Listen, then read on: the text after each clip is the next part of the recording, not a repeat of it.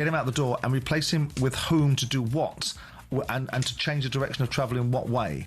A lot to prove for Mikel Arteta this season, and the same for Daniel Farke. There were questions about whether he'd even be Leeds' manager after their promotion from the Championship. But he's been backed in this transfer window with Dominic Calvert-Lewin, his latest signing. He could face his old club Everton at Ellen Road tonight, which is live and exclusive on talkSPORT. And Farke says Calvert-Lewin fits the bill for Leeds. We want to sign players as a newly promoted side who have delivered already on a top level, but they are also still in a good age on the way up the hill in their career, not already on the way down. So these boxes are all ticked by Dominic. The transfer window drama continues, this time with Yoane Vissa. He was under the impression he could leave Brentford for Newcastle once the Bees signed Dango Ouattara, but the club's position seems to have changed, and Vissa's taken drastic action to Brentford blocking his move. Vissa has given a clear response. He has removed every single Brentford photo and video from his social profiles. He has unfollowed the club, and he has changed his profile picture to a black circle. That'll show him, Yoane. For all the latest on that story and all the breaking transfer news, head to the live blog at talksport.com. talkSPORT News. Sir Keir Starmer's arrived in Washington to show his support for Volodymyr Zelensky as he meets President Trump at the White House tonight. And a man's been found guilty of 3 counts of attempted murder after a shooting at a London restaurant. Will's got more in half an hour. talkSPORT weather with QuickFit. Buy 2 or more Bridgestone Turanza all-season 6 tyres and claim Bridgestone's massive 20,000 mileage guarantee. Visit quickfit.com and book today. Conditions apply. Clouds slowly clearing across central and eastern areas. Sunny spells elsewhere with the odd shower in the southwest.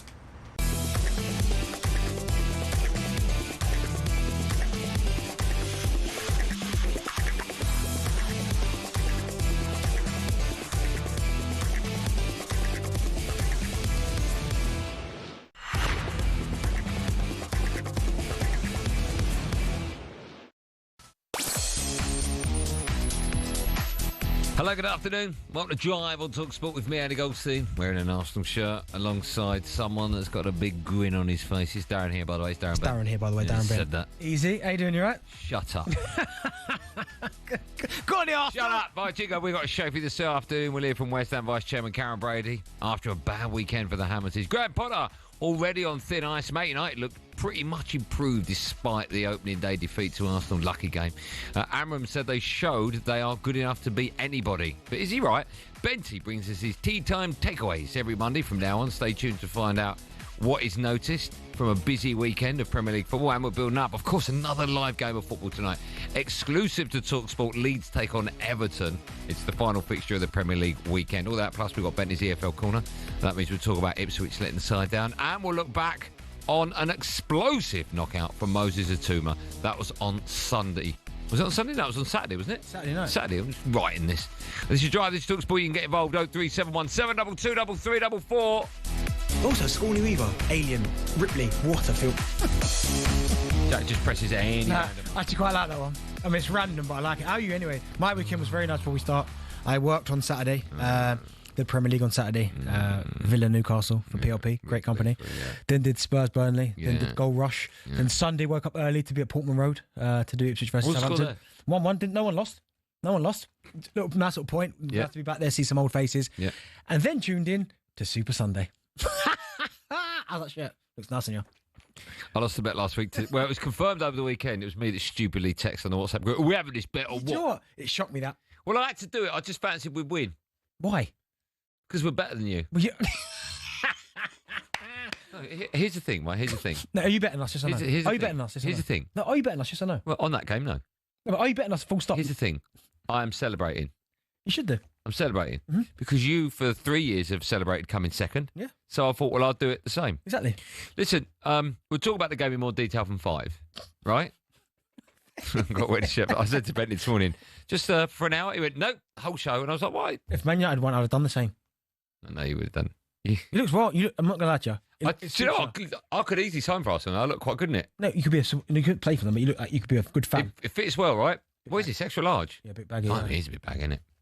We'll talk about the game in more detail later on. What it did prove to me is that Gyökeres looks like a waste of money.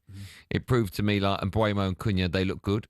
I'm not quite sure why we had 2 strikers on the bench, if you want to class Xerxes as one of them. No Rasmus Højlund on the bench at all, and we started without a number 9. That really annoyed me. Well, it's not a waste of money, Yoker, is his first game. You look poor, though. Never look nervous. He touched his hair more than he touched the ball. Yeah, listen, it's a tough game to open your account with. At least have a shot. No, it's tough. You played well. Have a shot, mate. Listen, you played well. You did play very well. All jokes aside, right? You lost to a very poor Arsenal team. So fair play. Are you poor? I didn't know you were poor Arsenal team. No, fair enough. No, we played poorly. No, fair enough. I didn't see a team on that pitch that's going to win the Premier League, by the way. I did. A team that didn't play. No. They're probably at 40%. You're worse now. No. Superman is worse than Party. No, listen to me. 40%. We were at 40%. Only Madueke coming on the wrong side. What was he playing on the wrong side for? 40%. Yeah. And we still won the game, and you couldn't beat us. And that's probably the best you played in months. Enjoy it. I saw enough from that game to know that I've won our bet. Which is what? Top 8. No, you ain't. You don't think United get top 8? You lost. You don't think? Yeah, but hold on, we were like 15th last year or 16th where we finished. No, and you were knocking 10th. on the door supposedly. You're 10th. 10th. You look 10th. You don't think so? Well, I'm still got to stick. You do, hand on heart, you do. No, I don't think. No, if you could take the bet now, honestly. No, I'm not taking it. No, if you could, I'm not going to offer you the bet back. No, but I'm not. If you could take it back, would you? Nope. Why are you lying to? Nope. People who listen to this, they had respect for you before. Now they're going, Benty's lying. They got more respect for you now wearing that shirt. I tell you that. Because you're lucky it's red and white. You know what it is? Because of where you're based as well, in terms of home. Right? What do you mean home? Where you live. I'm not going to say obviously the area. London. Yeah, you're closer to them, so that's why you look better on you.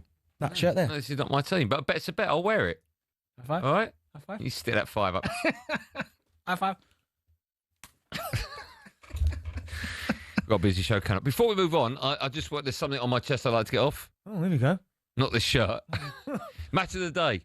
Couple of things, right? Because it's a new look and all singing. Now, I don't care about the pundits, right? I never really watched it for the pundits, right? I was a big fan of Lineker, right? Yeah. But he's gone. He's brilliant. I'm equally a big fan of the 3 that have taken over, right? So that makes no difference to me. I think they're all great presenters, so fine. Here's my problem with what happened over the weekend, Match of the Day. Someone decided to get rid of the number 2 for Match of the Day 2, and that I just didn't see the point, and that's on my Sky planner. I'm like, which one's Match of the Day 2? Which one's like, look, that drove me mad. Leave the 2 there. The other thing was, and I don't know why Sky do this, is but every end of season, when the new season starts, you have to reprogram your Sky planner to reprogram Series Link for Match of the Day. Otherwise, it forgets it. I don't know why that. And the last thing, and this is purely just to the editor of Match of the Day 2, that when they show you the footage from the weekend's football, the highlights, like, here's what happened yesterday, don't show alternative angles of goals. I need to see the goals. Because they show you, like, a goal going in, the camera's like on the floor, just show me the goals normally. Just go back to how it was. It wasn't broke. It was perfect last time. Yeah. So just leave it. But other than that, it was great. So all the problems in the world, they're your problems, yeah? Well, just why do people look at things at the end of every season? They go, how can we fix stuff that's not broken? Oh, I know. When we show you the highlights from the weekend, we use alternative angles. And I couldn't see the goals. It just drove me mad. Do you know, I'm a big fan of Match of the Day, but if I'm honest, I've said to you before, haven't I? You don't watch it? I've not watched much. See, I watch it. So I don't. As soon as the game's finished, about 10 past, 5:15, whenever it is, I go straight onto the Sky on the TV and then watch the highlights. And I love that. Yeah, but I like seeing the analysis as well. I know. See, I like to watch it and formulate my own opinions. Yeah, but I can formulate my own opinions on the analysis. No. So, look, it was interesting for me hearing Joe Hart talk about that horrific foul on our goalkeeper yesterday. Horrific foul? Yeah, elbow in the face. Be stronger. Huh? Be stronger. It was bad. And also, who's putting Mason Mount on? Was it Saliba? Probably De Ligt. Was it Saliba? I blame De Ligt. I told you De Ligt was a good player. You're telling me. Listen, I told you De Ligt. He was an 8 out of 10 minimum. We'll talk about this at 5, right? First of all, I've said I've never having him, and I stick. Did he play well yesterday? He did all right. But this is my point. That's not what you said on text this morning. And I said, well, you mentioned this. What did you say on text to me? I said I'm not having him. What did you say on text? It's rubbish. Rubbish or crap or something like that, I said. He wasn't rubbish. No, this is my point, right? I've got an itchy nose. Hold on. You are disgusting. I'm just scratching my nose in my Arsenal shirt. You're watching that. You're washing that. Oh, I'm just scratching my nose. Oh, no, I'm not even saying my point now. Go on. He's wiping his snotty nose. No, I've just got an itchy nose, that's all. Go on, carry on. No. Go on, what were you going to say? Hey, Joe, that's disgusting, isn't it? If I've got an itchy nose and I've only got an Arsenal shirt on, I've just got to scratch my nose with it. Joe, get a tissue.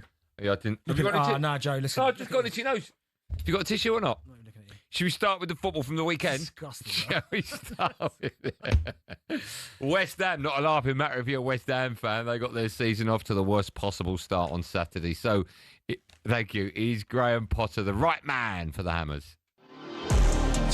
Sunderland 3, West Ham 0. Question marks over Graham Potter. It's Sunderland who come away with all 3 points at the Stadium of Light. It doesn't look good for West Ham, I don't think. If he hasn't got a plan, in place that gets the very best out of Jarrod Bowen, what's the point of Graham Potter? If you ever want to go to a football match and have a little bit of a doze, I looked at West Ham. Graham's interviews are not very inspiring to me. Potter, for me, he's got a lot of questions to answer for me. I've yet to see us put performance in since he took over, and that was in January. I'm yet to see it. West Ham fans, you can pick up the phone now, 03717 223334. Newly promoted Sunderland return to the Premier League over the weekend with a 3-0 win at home to West Ham. It means that since taking over, Graham Potter has managed just 5 wins in 20 Premier League games, with 2 of those victories coming against relegated opposition last season. West Ham Vice Chair Baroness Karen Brady joined Sean Custers and Henry Winter in the studio yesterday at talkSPORT Towers, and she defended the club's manager. Graham is a forward-thinking manager. He's sort of calm under pressure. He's very detailed in his approach. He's a great manager of players. He builds a special relationship with players and they understand where he's coming from. And he has a modern mindset. And all of those things mean that it does take some time to put a team together, to get the team playing the way that you want. I mean, West Ham is not a club that panics about its managers. We tend to support people, stick with them and see it through. I really hope he does well. He's a pleasure to work with. He's incredibly professional. And I know the players respect him. West Ham fans, you can have your say, 03717 223334. There's certain groups of fans on talkSPORT that when we talk about their club, they pick up the phone straight away. I expect West Ham fans to be a part of that, because from West Ham's perspective, I was talking to management, Max, big West Ham fan. I just said to him, what are the problems when you watch your team? And he said, 3 at the back, our defenders aren't good enough. We've not replaced Declan Rice. There's no legs in midfield. I mean, these are huge problems that if any club had them, more so West Ham, but if any club had them, you'd be thinking, like, well, how long does it take to fix it? Well, he's been there long enough, Graham Potter, to get this right, or at least start mending these problems. And it looks to me like if things don't change... I said before the season started, I think it was last week, there's a few managers that I expect to be not in the sack race, but certainly talked about over Christmas time, right? And Graham Potter wasn't one of them. Mm-hmm. But after seeing that performance, look, Sunderland, opening day of the season, right, at Sunderland, Stadium of Light, that was never going to be an easy game, right? I always felt that unless Sunderland were playing a big head, they were always going to win that opening game back in the Premier League. But having said that, if I was a West Ham fan, I'd be very worried about the season ahead. It's a long, long season ahead, and after that performance with so many problems in that 11, I'd be worried. Yeah, it wasn't great, but you know what? I'm not trying to make excuses for him or anything, but if ever you wanted to an opening game of the season, and listen, I've been there, so I know there was probably one of the worst games, starts you can make was going away Stadium of Light against Sunderland, because those fans, when they're behind the team, they're loud. It's intimidating to go. Me and you are sitting about a metre apart. I wouldn't be able to hear you. That's how loud it is in there. You what? you get behind. They get behind the team. And it's a raucous place. So if you don't start well, and you give them any kind of like foothold in any game, they will absolutely kick the doors off the hinges, and they'll make it incredibly difficult for you. Saying that though, it was a poor performance from them. And when I'm looking at Graham Potter and his tenure at West Ham, I mean, he's managed to get a couple of decent results. I mean, they come to your gaff and beat you 2-0. I don't know how that's possible, but they did. I go back to when he just got the job, and the second half performance, this is how vivid I can remember this. Me watching West Ham, one of the most impressed I've been with them, they played Aston Villa away from home, and their second half performance, they were outstanding. They drew 1-0, they were brilliant. And I remember thinking, well, if this is the way that they're going to play, then I tell you what, this looks quite exciting. And they just haven't got anywhere near that level of performance yet. So for Graham Potter, I'm a big fan of his. I've sat on this show many a time, tried to defend him. He has got to find a way of getting them to play to their strengths, but also they've got to inject a little bit of pace in their team. Why are you a big fan of his? I just like the way that he coached. I think the Chelsea managerial stint, I think if you look at his record, it weren't that bad. But Chelsea was in a weird time. You look at the actual games he won, he got off to an unbelievable start. Yeah. What he did at Brighton, I thought was fantastic. But most managers do well at Brighton at the moment. That's true, but he did well. So, you know what I mean? He did well. But what they've got a problem at West Ham is the lack of pace. And it's so evident. When you look at how teams are just carving them open, running past them, they've got no one that can recover. Yeah, Wan-Bissaka, he can run, he's quite quick. And he's actually done well, to be fair. We know about Jarrod Bowen. He is their main man. If he doesn't score or create, you don't know what's going to happen. They probably sold one of their best players in Kudos to Tottenham. We talk about his performance. He was fantastic. Exactly, so that doesn't help. But He's got to find a way of injecting pace. Rodriguez and Ward-Prowse in the middle of the park. That's not going to get it done. Too slow. Way too slow. Even at the Max Kilman, like him, can't run. So that is the big problem. He has got some big problems. If this continues, are West Ham in danger? Well, according to, as in, they won't go down. No way. They won't go down. No way. They won't go down. No, but for West Ham, that shouldn't be a cause for celebration if they stay in the division. No, they should. Because at the beginning of the season, West Ham fans were thinking minimum top 10, right? Well, I know we're only one game in. I'm not getting ahead of myself, but you understand what I'm saying. I mean, you got beat 3-0 by a newly promoted side is not great, but David Moyes was doing a good job, constantly finishing in and around Europe. Yeah, and they couldn't wait to get him out. Yeah, be careful what you wish for. Exactly. Okay. A busy show. If you're turning on now thinking, I've missed the Arsenal chat, you haven't. We're doing that at 5. If you're listening thinking, hey, Goldstein wearing the Arsenal shirt, he is. Yeah, I'm wearing that till 7. But when we come back, we are talking West Ham. Are you slightly nervous, slightly worried about the season ahead? And what do you make of your manager? Lots to talk about. One number to dial is Graham Potter, the right man. 03717 223344. Dial that. You can have your say next live on Drive on talkSPORT.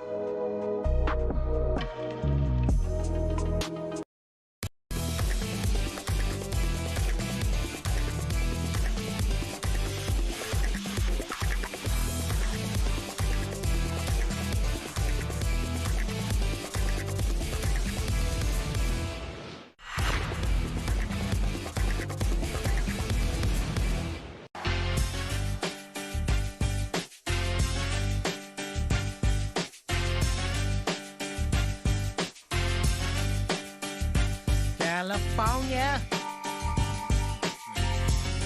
You could drive on talkSPORT. You are listening to Drive on talkSPORT, me, Andy Goldstein Darren Bent alongside. Message to producer Joe. Joe, there's nothing on my screen. There's nothing I can do. Keep your calls coming in. 03717 22 Let's. Oh, Joe's just said it should be there. No, it's still not there, Joe. It's not working, is it, Joe? Nothing we can do about it. Modern technology. Let's just wing it. I've done that for about 18 years. Let's go to the phone lines. 03717 22 Mark's a West Ham fan. Hello, Mark. How are you? Mate, yeah, not too bad. Yourself? I'm wearing an Arsenal shirt, so not great. No, not good, mate. It could be worse. Could be a Spurs shirt. Andy supports Spurs, so no. Benty thinks Spurs are my team, so no, it couldn't be worse. But it could be worse if you're a West Ham fan today, because your club at the weekend didn't look that great, did they? Are you worried?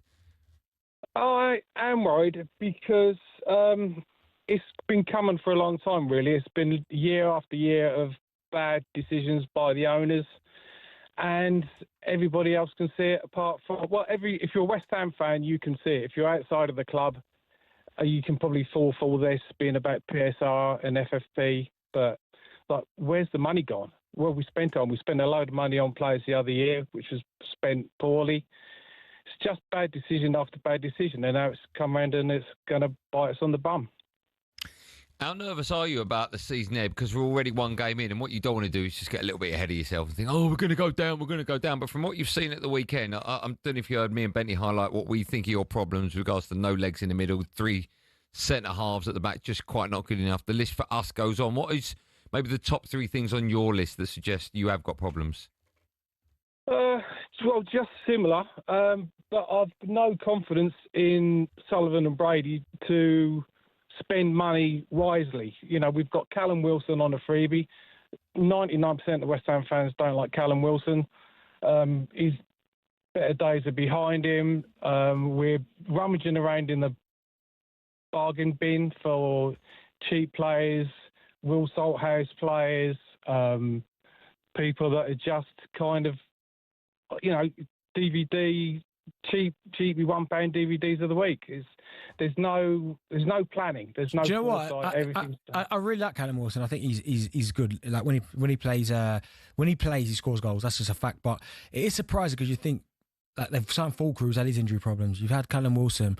You had Mikel Antonio for a little bit who had his injury problems. It's where's a fully fit centre forward where you go, okay, do you know almost what? like, I'm sure they didn't go for Calvert-Lewin. Yeah, like I'm sure he was on the list as well. Yeah. So you do wonder and you go, well, who's in charge of the recruitment? Because as I said, I'm a Callum Wilson fan. I think if you look at his record, I agree with you. When he's fit and he's had a consistent amount of games, I think the last time he played, I think it was about 4 or 5 years ago, the last time he played over 30 games, he scored 18 goals. So that tells you give him a stretch of games, he scores goals. But the fact he hasn't done that for a little while and he's getting older in age, you're like, where is the centre forward? Maybe Oliver, the West Ham fan's got the answer to that. Oliver? You all right, guys? How's it going? Well, good, man. How are you? Yeah, not bad. Terrible weekend, but hopefully it improves. What surprised you the most from that game? Because Benty was saying, I don't know if you heard at the top of the show, he was saying that if you're going to go to Stadium of Light, it's not the easiest place to go to. Irrelevant if you're playing a newly promoted Sunderland side or a side that's been in the Premier League for a long, long time. But the noise levels there, and unless Sunderland were playing like a Liverpool and Arsenal, Man City, there was only going to be one win at the weekend. Well, I think this is one of our problems, is we haven't got a lot of bite in the team. We're one of the oldest average age squads. We've lost so much passion in the playing squad itself. Like, you can clearly see Bowen's got the passion, but some of the others, I just don't think they really can go to these difficult places, and they struggle, which is horrible. Yeah, so, you know, it is very much like, and I don't like to call it like a one-man team, but you're right. If Bowen doesn't step up and score a goal and create and work hard and lead by example, which he does every single week, then I fear for West Ham. Imagine he picked up an injury. What did they do then? Oliver, are you ever worried that Jarrod Bowen may leave? I think the only way he'll leave if West Ham go down. That's the only way I think he'll leave the club. But surely he's got ambition as a player, right? I think his heart is definitely with us at the moment. But one of the main worries I have is Graham Potter tactically. He doesn't seem to play the right style for Bowen, and he's not really lit it up under under Potter, and I just worry about this formation because we haven't got the players to do it. Like, name me a Premier League club that's been successful playing this style that didn't have a world-class midfielder.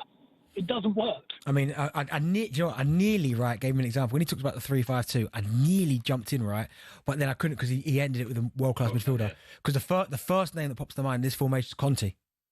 Remember Conte come? Who's the winger? Was it Moses? Victor Moses and Weldy. Weldy. But that team was incredible. But you have ridiculous midfielders. Do you know what I mean? And that's what you need. That's his point. You need legs in the middle of the park. That's the thing. It's not even so much, right, that you need like world-class players. You need someone who's got good engines. So if you've got two runners in there that can play that system. Kante in that one. Kante was in that team. He was, yeah. But there you go. We talk about one of the greatest ever. We talk about one of the greatest ever, and he had legs. Yeah. I mean, they all got legs, but you know what I mean? Like, in terms of getting about the pitch. Yeah, so, I know what you mean. So that's where I think playing the system, you're not Rodriguez and Ward-Prowse, both good footballers. Yeah. Can't get about. No. West Ham fans, we'll carry on taking your calls 03717222334. For a bit of breaking news, good news if you're a Spurs fan. Spurs have confirmed new captain Christian Romero signed a new long-term deal with the club. The Argentinian will remain at the club until at least 2029. He was linked with a move away, wasn't he? Atletico Madrid. And I thought if ever there was a player that matched the club, it was him. Me too. That's great news for Tottenham. What does that tell you about a new manager that's come in and you've got a player that was hinting he was going to leave and all of a sudden he signs a new deal? That tells you that it's a good time to be a Spurs player, right? Yeah, and of course, and I think it helps as well that he got given the armband. So that's a big thing as well. But he does look fully committed to Spurs. Yeah, he played well. He started off the season, I thought, played really well against PSG in the Super Cup. Yeah. So he's a good defender, leads by example, and he's calmed himself down. Because remember a couple of seasons ago, he was a lunatic, sent off, booked, but now he still makes one or two rash decisions, but on the whole, he leads by example and you can trust him. So yeah, it's a really good signing. We'll talk Spurs fans will be waiting for us to talk about Spurs. We'll do that later on in the show. We're going to cover every single side in the Premier League, but just a very quick word because we're talking about Tottenham. Good win for them at the weekend. Yeah. Good goals as well. For Richarlison, yeah. Mohamed Kudus, his touch. You see that? Yeah, he looked unbelievable. He'll give them a whole new dimension. Yeah, whole new dimension. But that little touch when he sort of put, I don't know what that's called. If there's a name for that, but that was. You know they've got strength in attacking areas. Yeah, so you've got Solanke and Richarlison. You've got Odegaard, who's now obviously fully fit. Yeah, you've got Kudus. You've got Kulusevski to come back. Maddison to come back. Brennan Johnson. All of a sudden, he was playing Brendan Johnson. But I'm saying options. You start going on the other side as well. A mate of mine, my best mate Brad, he was at the game, and I said, "What was the difference between the old Spurs and this one?" He just said, "We had a game plan. Yeah, we seemed to know what we were doing." Lovely goal from Brendan Johnson, by the way. Lovely finish. Yeah.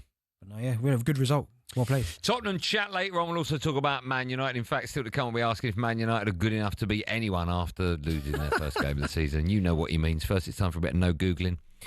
Against West Ham, get this, against West Ham, Sunderland boss Regis Lebris became just the third French manager to win their first ever Premier League game in charge. Can you name the other two? Oh, I think everyone will get one. Right? Did you hear the question, Benty? Yeah. What are you doing? Don't cheat. Mate, what are you doing? I'm on the App Store. Wait, what are you downloading? Trying to get an app. What are we downloading? Trying to get Plusbox. What's Plusbox? Thank for this in here. Okay. Let me repeat that question one more time. Against West Ham, Sunderland boss Regis Lebris became just the third Frenchman to win their first ever Premier League game in charge. Who are the other two? It's a great question. I think I know one. You'll get one. I doubt if you'll get the other one. The answer to that and so much more, looking back at all the weekend's football and building up to tonight's game, of course, Leeds in action at Ellen Road against Everton. That one is live and exclusive on talkSPORT. So a busy show. You're listening to Drive on talkSPORT. Je m'appelle Birmingham.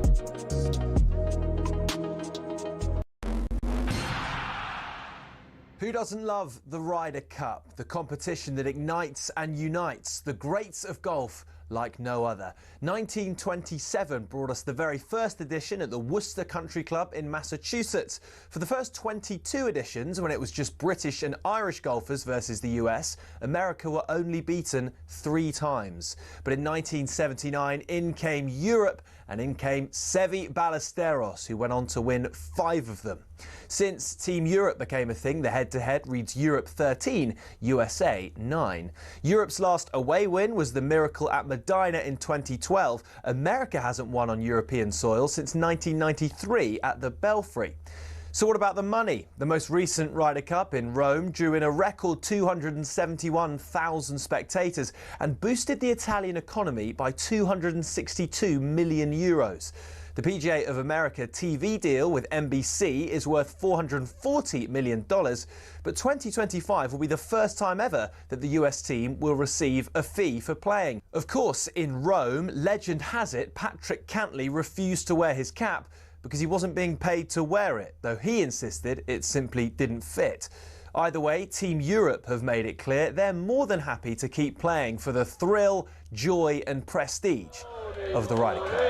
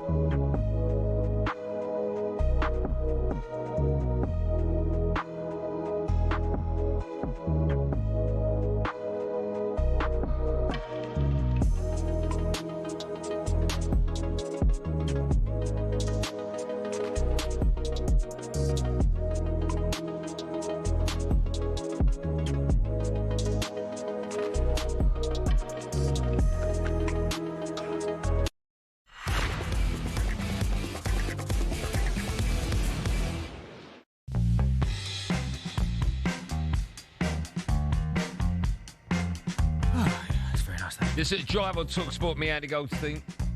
He leaves when he leaves, Will Hobbs. Look at it. Mate, the cheek of you, by the way. What? This is my area. When you leave the studio, you leave everything in there. I shouldn't have to clear up. Why not? They paid some YTS kid to do that, haven't they? The people, there he is. He is disgusting. Excuse me. Poor Joe. I do clear Poor up. Joe has to come in here and pick up No, he doesn't. I rubbish. do clear up. But I'll have you know that when I came in here, I'm not mentioning any names, Danny Kelly, there was about 30 newspapers on the floor. There was teacups, there was food, there was sugar on the floor. I'm not talking about Danny Kelly. We're talking about you. You do it. I'll tell you what I don't. I'll tell you why that's a lie, because I don't bring anything in. You leave your drink bottles here. You leave newspapers Hold on, you're pointing to that. There's no drink bottle there. No, but usually you do. No. Orange pill be left in here. Yeah, it does. No. Why are you... Oi, snitches get stitches. From who? You. I'm going to rip this up in a minute. I swear to God, if you rip it up, honestly, they hear a fight live on national radio. Look at this, Joe, honestly. I've got an itchy nose. I need to scratch it with my Arsenal shirt. Bless me. Right, before the break, ask the question. You are cretin. That's what you are. You'd do the same for you and the Man United. No, I'd respect it. No, you wouldn't. Especially if I bought it. I bought that. No, you didn't. This was giving us to serve friends at Adidas. And you're just doing all that to it. You're better than that. Yeah, because it's not me. You're lucky I didn't kick it on the floor to the studio to wear it. Before the break, ask the question against West Ham. Sunderland boss Regis Labi became just the 3rd French manager to win their first ever game of the Premier League. Who are the other 2? Obviously, one's Wenger. Arsene Wenger's one. So I thought it would be God rest his soul, Gerard Houllier. It's not him. I don't think you'll get this. Remy Gard. No, great answer. Portsmouth manager. Alan Perrin. Oh, yeah. I forgot. I would have never got that. No one would have got that. That's a great question. Even if Alan was listening, he wouldn't have got it. Still to come, we'll be looking back on Moses Atoma's first round knockout of Dillian White over the weekend. Oh, my goodness gracious me. That looked horrible. That's an anticlimax. It was. You know what? It was. I was expecting so much. Nothing. Honestly. And he made it. Just filled up my glass of rosé. I'm not ready for the boxing. Like, I thought I wanted it to be a good fight, right? But so bad. You know how he made him wait for so long? Yeah, 6 minutes. Right, when I thought, you know what, he loses now. There should be a rule on that. 6 minutes. Why is there no rule? Like you know, like in the Premier League, you've got X amount of time to come out. How you get fined? Yeah. Get him out. 6 minutes. That's Come on. disgusting. Yeah. He looks amazing. We'll talk about Atoma later on. Now, following us at 7, Adrian Durham hosts live coverage of the final Premier League game of the opening weekend, which sees Everton go to newly promoted Leeds. Former winger for both sides, Aaron Lennon, is part of our great that. It's part of our commentary team tonight, as well as Troy Deeney. In a moment, we'll hear from Everton gaffer David Moyes, but first, Leeds gaffer Daniel Farke. He's been speaking to the media ahead of tonight's game, and he was asked if he feels he has to prove himself as a manager in the Premier League this season. No, because it's a completely different situation and scenario to my former club with Norwich. I had a great time there. I overtook them. Yeah, there was a team in more or less no man's land in the championship. The team was a bit too old, and the club was under big financial pressure. And out of nothing, we were able to return back to the Premier League, and I loved my time there, and I loved the players there. We had a great group, and I'm pretty grateful also for this experience. It's great if you can get off to a good start, and we can, and that would be the plan. Try and get ourselves a good start to the season, get ourselves fixed. Last year it was a poor start to the season, but a great finish. So we have to hopefully do both of them if we can, but. No, it's a different level. We're in a new stadium. We've got a lot of new things happening this year. Basically, we're trying to build a new team in some ways as well, and it would be very hard for us to do that all in one window. A complete contrast in managers. You saw a sort of downbeat David Moyes and quite a happy Farke as well. I just wonder about the two managers this evening who will be happier when that full-time whistle is blown. I think Everton. Do you? Well, yeah, I think tonight. Yeah, I think Everton might go there and get something. Oh, that surprises me. You say that. Yeah, do you know what it is? It's not David Moyes' first rodeo. So some managers might go there, Leeds, wide-eyed, a little bit. Do you know what I mean? But he knows he's been there and done it before. I think the recruitment of. I know, but you were talking about when you go to Stadium of Light, right? The noise levels. Mm-hmm. I haven't been to Ellen Road. Yeah, but I assume Monday night under lights, etc. First game back in the Premier League. It's going to be absolutely banging, isn't it? Oh no, of course it will. The atmosphere at Leeds is going to be absolutely incredible. Like I've got no doubts about that, and I've only played there a handful of times, and it was. No, I didn't. You know. Oh my! We found a ground, everyone. Yeah, no, I've scored against Leeds before, but not at their place. I mean, I had one chalked off, and I thought I got away with it. Why did you have it chalked off? What was wrong with it? Right, so basically, someone passed the ball back to the goalkeeper, Rob Green, and I ran and shut him down, and he blasted it. Rob Green at Leeds. He was at Leeds. Rob Green. Was he? Yeah. I don't remember that. Yeah, and was he blasted the ball at me. Was that after West Ham? I don't know. He was at Leeds, right? Yeah. And my arm was down, and it clattered off my arm. I flew in, and I ran away celebrating. Thought I got away with it. Got to run handball. Linesman. Yeah, rightly so. But no, I think they've made some good signings of Leeds, and I think they are going to be difficult. I like the Sean Longstaff signing. I think that's almost gone under the radar. Yeah, that's a good point. The one I'm not sure about, and I'm not sure about, is Carrot Lewin. If he stays fit, but you can't say if, because he doesn't. Sadly, let's hope he does. Right, I hope he does. But even then, I'm still not convinced he's going to score enough goals to keep them in the division. A bit like Bamford, right? Yeah, good player, but if he stayed fit. If he stayed fit, yeah. But he had that unbelievable season where he scored a few goals in COVID. Remember the hat-trick he scored? Villa. Oh, my goodness. Was it Villa? Incredible. Do you know what? Not enough's made of that hat-trick. No. Because mind blowing, wasn't it? Two of the goals. Was there one like smashing the roof of the net or something from an impossible angle? Yeah, but I think one you're talking about, he brought it down, shifted it between two players and went bang. It was like Laudrup-like, wasn't it? The way his footwork. Yes. But I think for Leeds, it's going to be a really, really, I think it'll be a good season. It's going to be a difficult season, but tough start. But I just like the recruitment in David Moyes, and that Grealish one, I'm really looking forward to seeing that. Yeah, me too. We'll talk about that a bit later on. A reminder that you can hear live coverage of Leeds against Everton. It's live right here on talkSPORT, exclusive as well to us. From 7 p.m, we'll head to Ellen Road from 6, actually. We'll speak to Aaron Lennon and Troy Deeney. If Troy turns up, do you think Troy will be there? Yeah, he'll be there. I've got a lot. I watched him on SAS Tough Enough, whatever it's called last night. You see that? Yeah. Do you know I had to fall off the bridge backwards. SAS Who Dare Wins? Yeah. I think it's Are You Tough Enough? I don't think Who Dare Wins is their motto. Yeah, okay, yeah, that's what I'm saying. Yeah. Did you see it, though? No. So he had to put him on the side of a bridge, and then, I mean, I could never do it. Yeah. And then they give you like a code to remember, like Juliet Bravo 619 X-ray. Yeah. And then you fall off the bridge. Yeah. How high is the bridge? High, man. It's probably about 200 feet. Maybe. Of course it's not. Maybe even more. 200 feet? I bet you it is. They've got a rope. Oh, okay. They just drop. No, they just drop off a bridge. No, they're on a rope. Okay. And then when they land, the staff sergeant says, "Right, what's the code?" And he's got to say, and Troy got the code wrong, so he didn't pass it. But brave man than I am. I saw that. Oh, do you know what it is? You got to be hard to do that. I'd like to do it. Yeah. Yes, right. I think I'd be all right with a lot of the stuff, but where I would struggle, and I'm not even going to hide the fact, I don't deal well being cold and wet and damp. And do you know what I mean? That's where I'll be like, no. What about shouted at? I can take that. Yeah, okay, fine. Now, it may be a new season in the Premier League, but we've already had a weekend of controversy, certainly surrounding refereeing decisions. And now, get this, you can join Sam Matterface and former Premier League referee Chris Foy every Monday afternoon on the Men in Black podcast as they dissect the biggest VAR decisions from across the weekend, all in one bite-sized chunk. Not chunky, just chunk. Today's episode, the boys discussed Eberechi Eze's disallowed goal against Chelsea.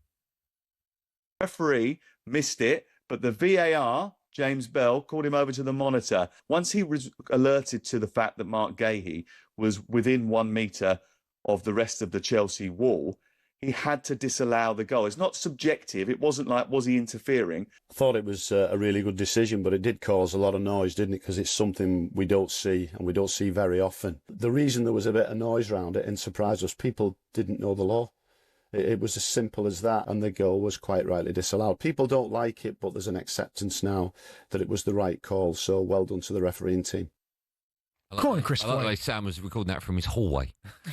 You can download that today from Premier League All Access feed or wherever you get your podcast from. Let's start with that decision, disallowing Eze's free kick against Chelsea because Mark Gahey was within 1 metre of the defensive wall.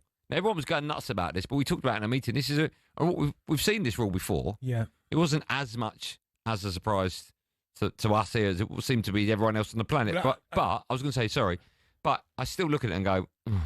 Well, do you know what? I didn't know it was a rule, really, that you had to be 1 metre apart from the wall. Yeah.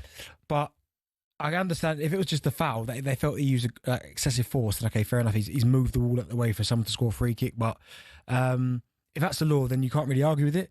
I mean, still, take nothing away from the free kick, though. He has absolutely slammed that as hard as he can. I mean, he is so talented. You didn't see Match of the Day 2, did you? No. Or Match of the Day, which one was it? No, Match of the Day 2. So he showed you Eberechi Eze's free kick, opening game last season. Yeah. Even better, disallowed for a shove in the penalty area. He's got all the ability in the world, he has. All the ability. Do you think that's his last game? I don't know. I mean, we'll touch on Palace a little bit later on because I've got my, obviously, 5 takeaways and stuff. But I don't know. Look, part of me hopes it's not. Because if he's not going to go to Arsenal, I want him to stay where he's at. Yeah. But he's... I mean, I want to say he's too good for Palace because I don't think that's the case. Not in this Palace team. It almost suits him perfectly. But he's definitely a player. And I know Palace are in Europe. But he should be playing top level footballer. He's brilliant. Football. Okay. Bournemouth's Marcus Senesi wasn't sent off for a clear handball against Liverpool as Ekitike looked to run through on goal. Was it Ekitike? Wasn't it? On Friday night. Now, this was the first game of the Premier League season, right? You've got to get everything right. Everyone is watching this game because we're desperate for football to return. They got that wrong. They did get it wrong because I don't know if it's a red card, right? I mean, it's you could tell everyone your theory about this. It's so ridiculous. No, but this is my thing, right? I think it's so ridiculous. I think players who the players involved are needs to be taken into consideration. I.e., I'll give you the most obvious example. Right. If West Ham are playing Spurs, and Ward-Prowse makes a run in behind, right, and Van der Ven's chasing him. Yeah. Right. It's not a goal-scoring opportunity. It's not a goal-scoring opportunity because he's going to catch him. You are right in what you say, but you can't then let the referee have to have an understanding of every single player's pace to make a decision. Well, listen, what happens? I'm not a ref and I know it. I know, but what happens if a 17-year-old comes on to make his debut? You never heard of him. Yep. And all of a sudden, that scenario happens. Now, does the ref go, well, I don't know if he's fast or not? Yeah, it'd be enough. You'd be able to watch him moving about the pitch and that. I think it needs to come. I think it needs to be taken into consideration. Insane. Okay, but you understand where I'm coming from. What you say is right, but it's not policeable. No, but you understand what I'm saying. Like, I understand what you're saying. Do you know what I mean? Like, it has to be taken into account. If a player is vastly slower going through, then it's not a goal-scoring opportunity because he's not going to score. I know, but you can't give the referee carte blanche on whether or not he thinks the player's going to get the ball. Okay, but you'd be fuming if Ward-Prowse... I don't know why I keep using Ward-Prowse. No, because you're and Van der Ven is chasing him down. If it was Berbatov or Rooney, right? Yeah. Same again. Berbatov's not the quickest. Rooney was and he goes down, you'd go, okay, but he probably wasn't going to score. Do you know what I mean? I know, but your example was Van der Ven, right? Yeah. Now, he has pulled up a few times because he's done his hammies. Yeah. So what about if the referee goes, he might have done his hammy there? They can't take the injuries into account. You've got to just take into account how fast the two players are. You are right in what you say, but you can't give a referee all of that power to work out whether or not he thinks a certain player. And I get that, but I don't think everyone should be tried and tested under the same metric. I think that's easier. It's not, because you get it so wrong. But what about if Darren Bent's running through? Goal. No. Darren Bent against Van der Ven. I've gone. Left him behind. Not with that stitching. Let's finish with Burnley's Martin Dubravka. Became the first Premier League goalkeeper to be penalised for the new 8-second law, where keepers will concede a corner if they hold on to the ball for 9 seconds or more. What do you make of that? Do you know what? I don't mind it. And we did a piece on that on Saturday at the Premier League. And I don't mind that, because when it got to 5 seconds, the referee puts his hand up to let him know. But my only thing with this is, I like the fact and I like the idea, but continue it. Because what I don't want to happen is 4 or 5 games in, they stop doing it. And then, you forget about it. When they used to add on 20 minutes of injury time, it went really quickly. Yeah. As long as they keep this throughout the whole season, I've got no problem with that. Yeah, but it's also designed to speed the game up, which I like. Well, even yesterday, there was a classic example. A cross went into the box and Arsenal were winning 1-0 and it was getting to injury time. Yeah. And David Raya come and got it, and usually he'd catch it, go down, wait a few more seconds, and it'd slow the game down. Because of this new law, and he didn't want to concede the corner, he was up so quickly and he distributed it really fast. So that's great, but there needs to be consistency. So for argument's sake, when you get a goal kick, there's no stopwatch on that. No. And if you're coming up with new rules to make the game flow quicker, then it has to be for every sort of dead ball scenario. Yeah, that's hard, that, isn't it? Like, it's different if he catches a cross in play, a dead ball, but...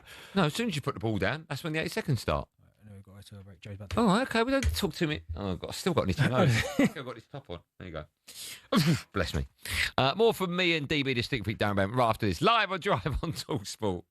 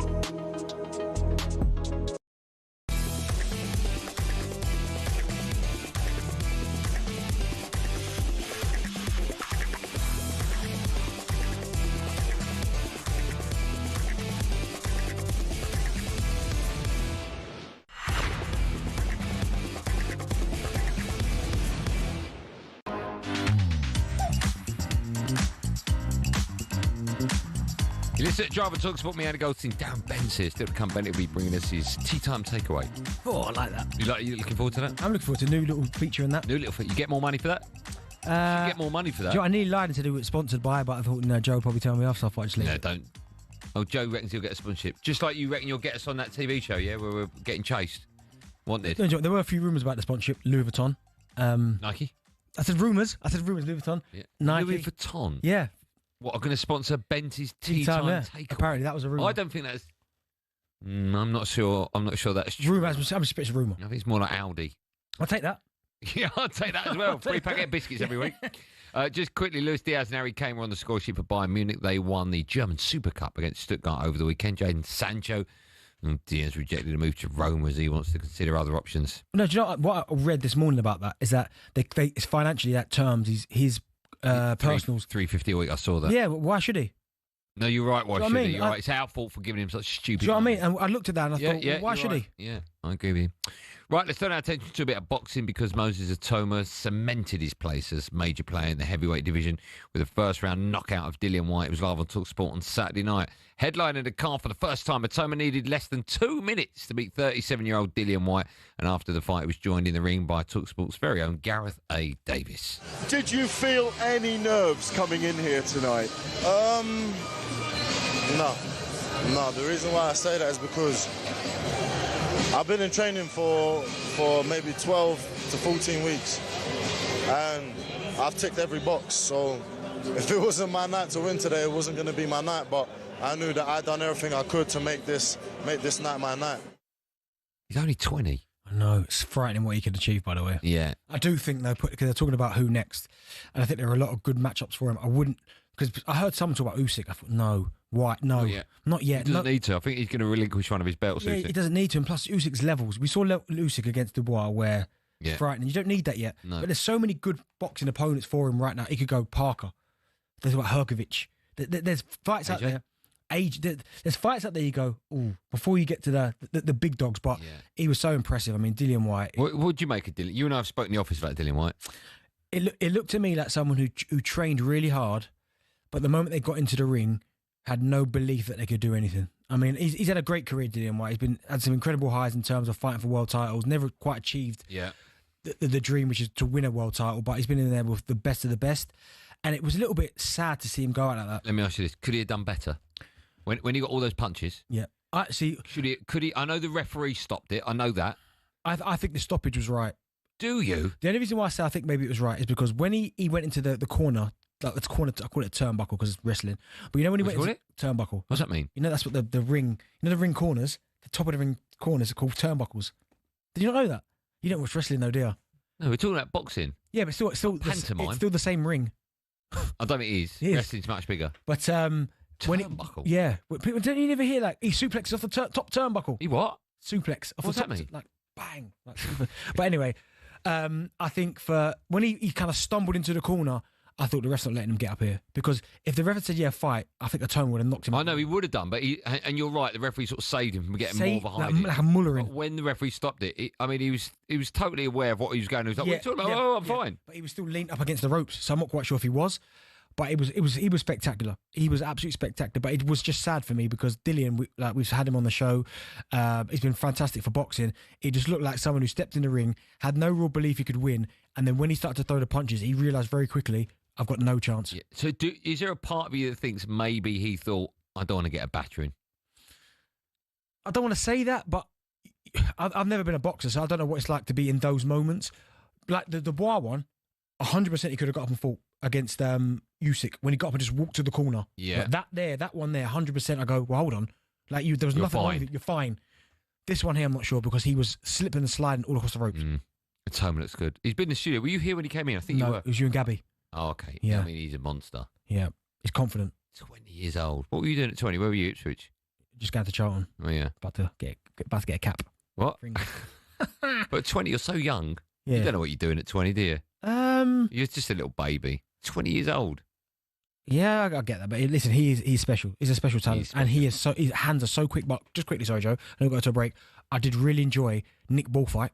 I thought that was incredible. He's a bulldog, yeah. Oh, I'd hate to fight him because he's like a pest. Yeah, yeah. And the Hrgovic versus unbelievable. See Adelaide, that round in it was... when he's kept taking his head off. Great fight again. Yeah. So yes, that was a good card. I enjoyed it.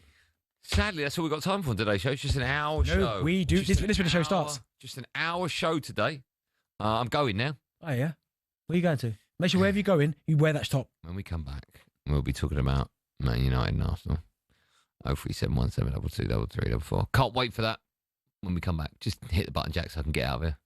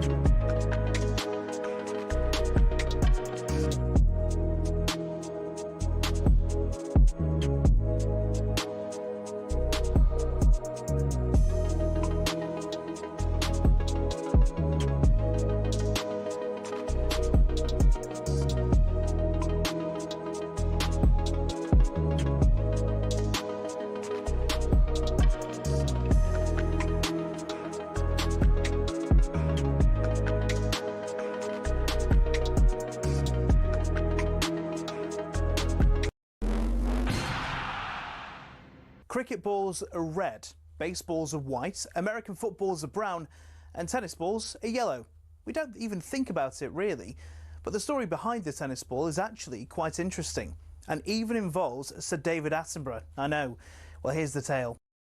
Tennis is widely known to be a French sport. It dates back to the 12th century when people used handmade balls, and it was then called tennis, which is the verb to hold in French. And people used some pretty wacky material to make the balls with. Cork, wool, chalk, animal fur, and even human hair. A few centuries on, Germany got dead into the tennis too, but wanted to make a few modifications to the ball to make it a bit more effective. Around this time, an American chemist had just created something called vulcanized rubber. Out of that, people started developing air-filled rubber balls, which were properly bouncy, but either red or grey in colour. These were manufactured in Melton Mowbray. That's right, the home of the pork pie. One problem, the balls kept on breaking on impact with the racket. The call of new balls please seemingly coming over every other point. Step forward English lawyer and tennis enthusiast John Moyer Heathcote, who suggested balls be covered in flannel to stop them from degrading. And thus the modern-day tennis ball was born. But these were white or black, so how did they become yellow? Well, in 1967, the controller of BBC Two, one Sir David Attenborough, decided the corporation should show Wimbledon on colour TV. He got his wish, and it was wide into people's homes across the country. The only sticking point, the white balls were nearly impossible to see on the screen. So the International Tennis Federation, sensing an opportunity, started developing a new ball that would be visible even without the need for 4K LED displays. Not that anyone had that in the late 60s. After rigorous testing, they came up with the colour optic yellow and decided every ball be coated in that colour from there on in. And there you have it. Tennis balls are yellow, all because Sir David Attenborough wanted to watch Wimbledon from the comfort of his own front room. You could say the ITF aced it.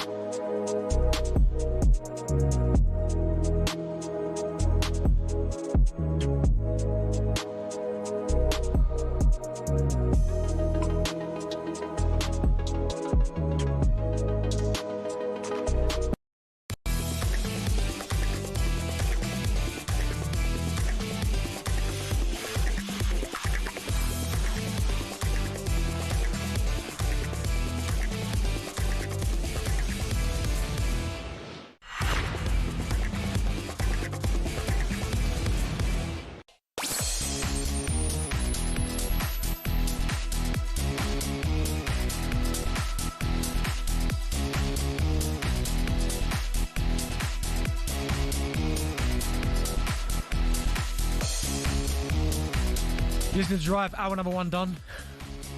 Oh, that is rogue. You were going to say that. This is Drive and talkSPORT. Me, Andy Goldstein Darren Bent alongside. First 60 minutes done and dusted.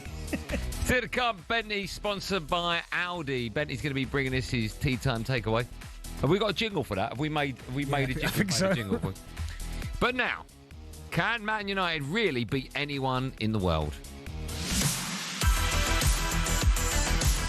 13 minutes gone, it's Manchester United 0, Arsenal 1, and surprise, surprise, Manchester United have conceded from a corner, and it's an absolute calamity for the goalkeeper. I'm Ruben Amorim this morning.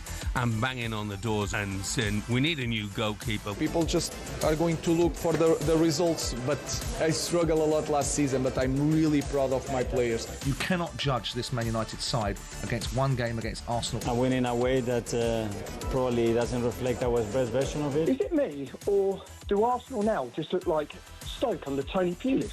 We are so boring and predictable. If they play like that, trying to street house their way to 1-0 wins, they've got no chance of winning the league.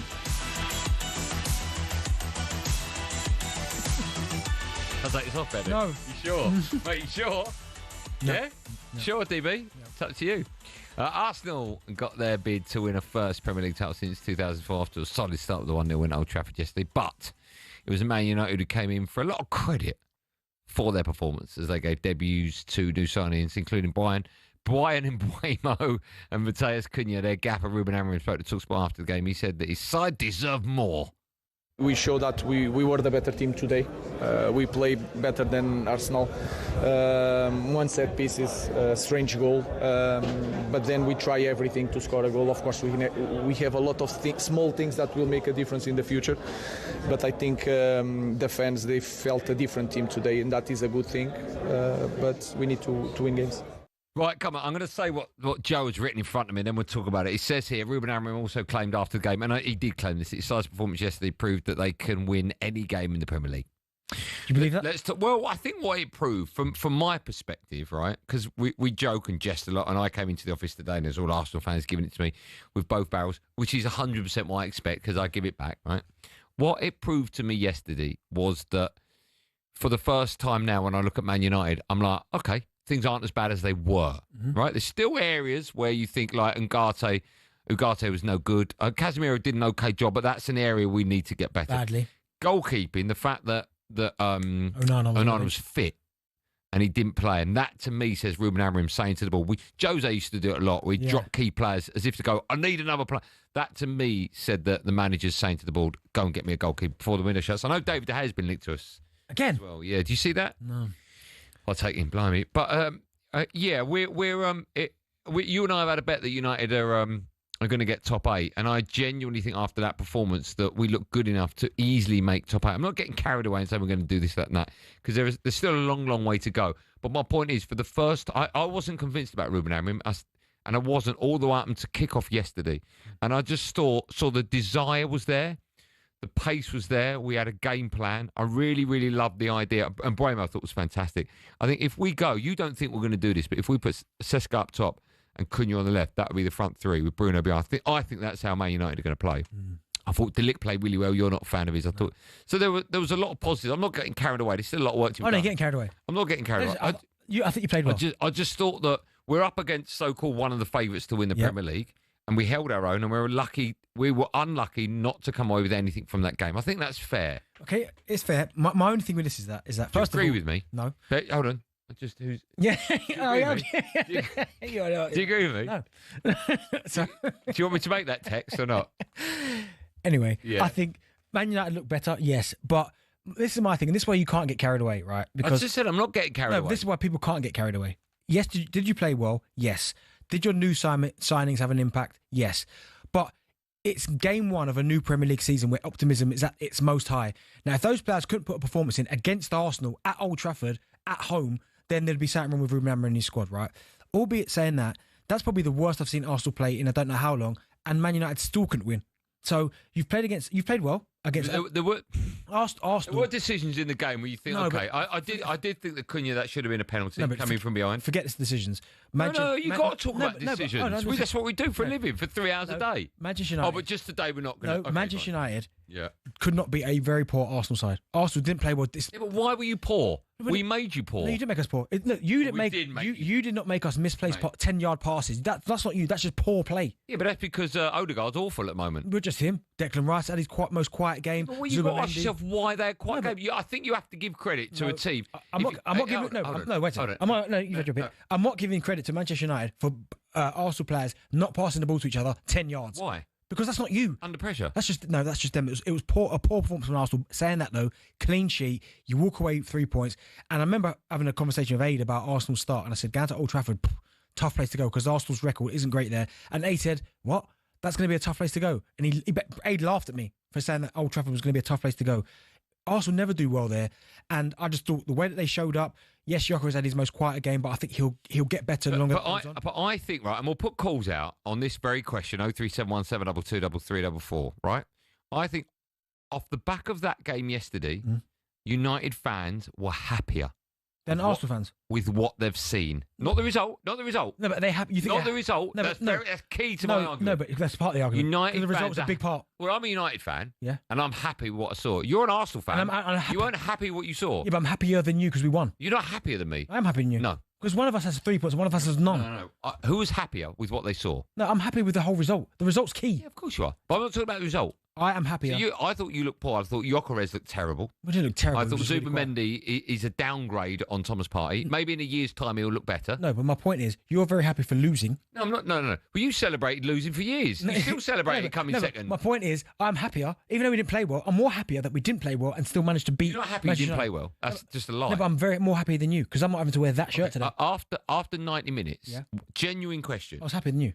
What set of fans are happier? Oh, I'm Arsenal fans. Absolute garbage. They won. They got 3 points on the board. It's about what they've seen. It's not just about. Right, I didn't see the Premier League winners on that pitch yesterday. Okay, but listen. Did you? No, but what I did. What I saw is hard after one game. But what I did see was a team that were really poor, that played poorly, but still managed to find a way to win a game. I think you've got to give credit to any opposition that makes a good team play bad. I would have given you credit if you got a point. Like last season, the reason you played bad, the reason you played bad must have been something to do with how United played. No, yeah, United played well, but Arsenal didn't play well and still won the game. Well, okay, why didn't you play well? Because we just didn't. Why? Because technically, I thought we looked a bit passive in terms of trying to get the ball back. I thought we were indecisive in our passing. We didn't really move the ball as quickly as possible. I think decision making was a little bit poor. But Man United, don't get me wrong, Man United played really well, but I was still really happy. Arsenal won. I'm very, very happy in fact because, like, if you flip it around. I wouldn't be sitting here saying I'm happier because we played well. I'd want the result, 3 points, any means necessary. I know, but there's a total difference between where the two clubs are at the moment. You're trying to win the Premier League. Mm-hmm. Right? Exactly. So what do you need to do to win the Premier League? No. But Man United's problem wasn't these games. Man United's problem recently has been with teams in the lower half. I get that. And we've been losing to those two. I think that will go away this season. Oh, you think so? We'll find out soon. Come on. I saw a Man United side yesterday. It's one game, but I can only judge it on one game. Okay, so the same problems then are still there from last season. Don't score enough goals. Oh, come on. Well, you said it's one game. Your problem last season was you didn't score enough goals. Yes, that is correct. That is correct. You had all the opportunities to score and you couldn't finish. Have you got the same problems? I know, but I don't think we have got the same problem because when you didn't score. Because when you look at the problems we had last season with Garnacho and Rashford in those positions, we look much more improved now. Yeah. Much more improved. Okay, do you not agree? It's only one game. But my point, we can only talk about one game. Okay, and my point is, you had a lot of chances and didn't capitalise. Well, come on, you were quite. Am I talking facts though? Because it says 1-0. You're gonna get a fact in the face. I'm talking facts though. I know, but you're not giving me any credit. No. See, if you're a good pundit, no wonder you're not a massive show. If you were, come on, I said you be honest. I said you played well. But if you're a Man United fan, would you not take huge benefits from what you've seen, having watched Dross for the last 5-6 seasons? I've just sat here and said I'm happy with the way that I'm happy for you, the way that you played. But me being an Arsenal fan is happier because we didn't play well and still left Old Trafford, which is a tough place for Arsenal to go, and it has been for I don't know how many years. You need to improve. No, but it was you need to improve. Yeah, but we're improving off a base of winning 3 points against Manchester United. So I'd rather come from a place where we didn't play well but still won, rather than playing well and not winning. If you would. Say you draw next week to Fulham, all of a sudden 1 point in 2 games, you're going, I don't know about this. I wouldn't say that. If Arsenal beat Leeds, if we put in the same performance, I wouldn't say that. But I've watched you'd be happy with that. 1 point in 2 games. I wouldn't be happy with the point in 6, but I'd be if I saw that performance again, I'd go, okay, positive. But that's my thing. You're saying there you'd be happy, positive performance, but you draw us 1 point out of 6. Hey, I'm looking at your team, right? You've been let me finish. and Nonny Madueke. I'm thinking that ain't the team that's going to win the Premier They're League. getting your team. They'd start for you lot. No, they wouldn't. Yeah, they would. Who? Go on, who? Name one. Either one. Name. Okay, Madueke instead of who? Either one. Mbremo, Kunja, whoever you want. You know, keep him. Mate, Kai Havertz. Everyone's going on about how buff Kai Havertz looked. Yeah. Was in the new Dial movie or something? Scores goals, though. No. He doesn't. This is my point. Arsenal didn't play well. Yes, I'm taking that, right? But if Arsenal beat Leeds next, right, that's 6 points. Where's that game? That'll be at home, right? If Arsenal beat them, that's 6 points from 6. How can you tell me this performance? 6 from 6, I can't argue. Yeah, and performance is irrelevant then because we've got 6 from 6. What if you lose to Leeds? Arsenal won't lose. But my point is, we've already got 3 points. If you get beat by Fulham, then you're happy with the play you're playing, but you got no points on the board. Brilliant. I really hate you. Do you know what I mean? Do you know what I mean? No, but you can understand what I'm saying about United. Just look, mate. I've suffered for years and years with United looking awful. Some players coming in, you're like, what is? Come on. No, good. I'm saying to you, good signings. I'm saying you much played, improved. No, that's what I'm saying to you. You played well, but my point is, I am happier. When was the last time you said that about United? I'm saying I'm happier because we didn't play well and still walk away. You're with happy 3 because points. you got 3 points. Yeah. Right. If points didn't exist. And it was just done, and there was a league. And there was a league. I'm not even answering that stupid question. And there was a league of who played. We played better, so we're happy. You understand that? Yes, listen, I'm disappointed because we lost. I am not taking anything away from you being happy because you played well. I get that, but my point is, I am happier, and Arsenal fans are happier because we have. I didn't want to bring this up, right? I'm going to bring it up, right? Hmm? Now, I can't remember when it was. Was it last season or the season before we got smashed 7-0 against? Oh, here we go. Listen to this. This is even better. No. Understand what I'm saying? Was it last season or the year before? 7 was the year before. And I got absolutely slaughtered on air when I said I'd rather 7-0 than 1-0. No, you'd rather 1-0 than 7-0. No, I said I'd rather lose 7-0 than 1-0. Yeah, which is ridiculous. Okay. Now here's my point. I'm more disappointed and upset, right, that we lost narrowly 1-0 in a game we should have won than if I was coming on here today and you smashed us 7-0. That's ridiculous. I'll tell you why. No, I'll tell you why. Because if I was sitting here after 7-0, I'll be going, season's over now. It's done. I've got nothing to look forward to. We're useless. That's worse. We're not improving. I know, but what? Because we were so close, I'm more disappointed because we lost 1-0. Can you understand that? No, I can't. Let me give you an example. Oh, you must be able to. Right. That's really First game. No, it's not. First game of the season, right? Day 1, Old Trafford. All these new signings. All this feel-good. Oh, 2 of them. Okay, all this feel-good factor, right? Yeah. All 3 of them. Sesko and Bremo, right? By the way, we haven't talked about why he wasn't on the pitch. Feel-good factor. Yeah. Everyone's optimistic about the game. We've got the signings. Let's go. And you get beat 1-0. Yes, you're disappointed. But if you just started day 1 and you got beat 7, you go, oh my goodness, it's back to normal. Like you would be absolutely fuming. I'll be more disappointed now. No, you wouldn't. No, you'd have Man United fans. Could have got something. You'd have Man United fans ringing this show. If you got beat 7, day 1, go and get him out. He's not good enough. Disappointed. No, we could have got something. No chance. Let me ask you this. You get beat 7-0 opening day. More disappointed because we could have got something out of the game. 7's worse, Andy. Come on. I didn't say 1 is worse. I said I'm just going pure disappointment. Losing 1-0 in a game we should have got something out of is more disappointing than losing 7-0. No, I'm not having it. No chance. Right. Ask me this. If there was a feel-good factor league, who's at the top? Arsenal or Man United? Arsenal. Because we feel good after 3 points after not playing well. 037172233. A feel-good league. Clutching at straws at the moment. I'll go for the feel-good league. Coming over your side and everything, and then we've just talked about 03717223344.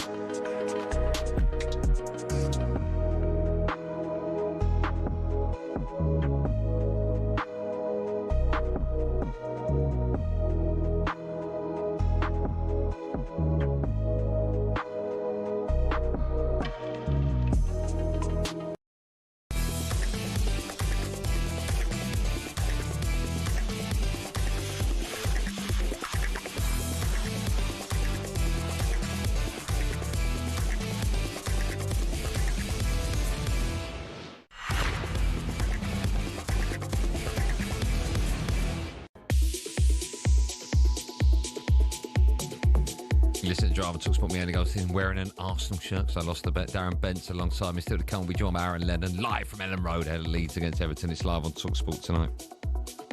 Just quickly, this is just broken actually. AC Milan's sporting director has confirmed that they are interested in signing Rasmus Højlund. I feel for Rasmus, you know. From Man United. He needs to go and play football because I was going to say maybe he just needs to go away and play. Mate, do you know what it is? I like him. But Man United maybe the jump was just too big. I agree. At the time. But there's definitely a player there and someone who I think can score goals regular.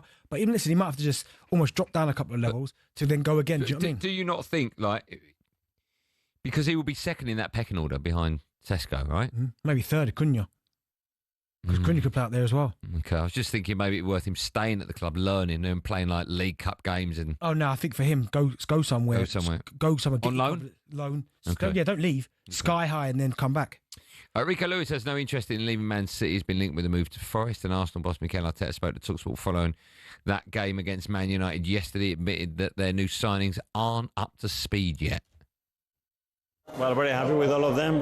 With some of them, they're still not. Well, probably the three of them are still at the highest level physically to achieve what we want to achieve in terms of our game model. But their contribution is going to be key. And today, looking at the bench and having the ability to change the game is something that we haven't had in the past.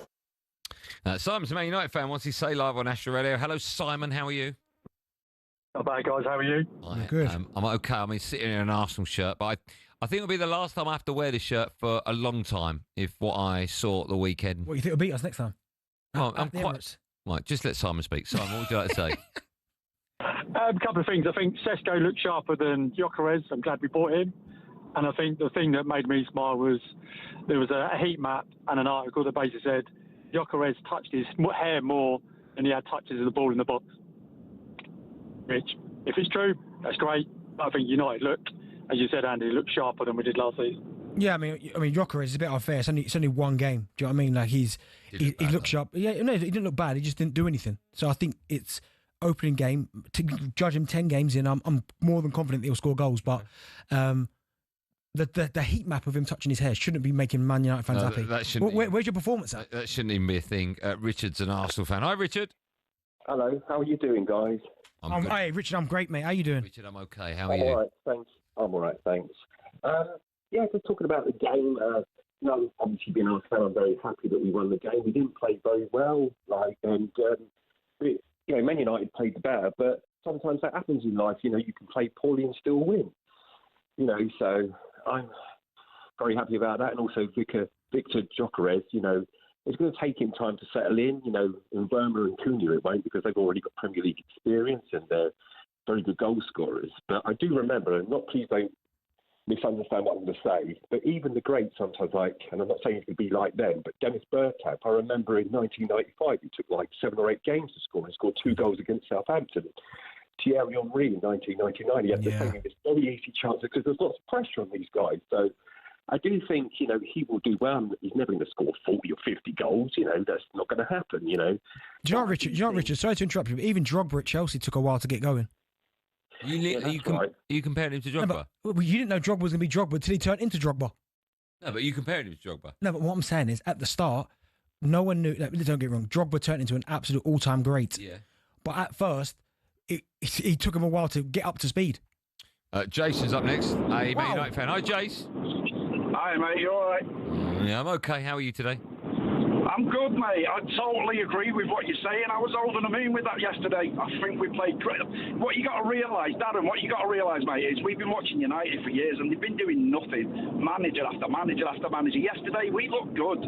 We really did look good. I was happy with it. At the end of the day, you got the best of a bad mistake by our keeper. But yeah, but no, Jason, I get that, and I understand why you're happy, because you have been playing really poorly. But my point is, being an Arsenal fan, we didn't play well and still walked away with the result. So that would make me happier, because I'm thinking we didn't play well and still be a Manchester United side that played their best they played in years. Yeah, I'm not really sure about that, mate. I can see. Surely you can see why we're so happy. Okay, let me ask you a question, Jason. It's a simple question. Would you prefer no points or 3 points? Of course. Well, there you go. So how could you be happier than me with no points? Darren, would you like to see your team play as badly as they are for the last 4 seasons, or as well as they did yesterday. I mean, small steps, mate. You know what I mean? We finished 15th last season.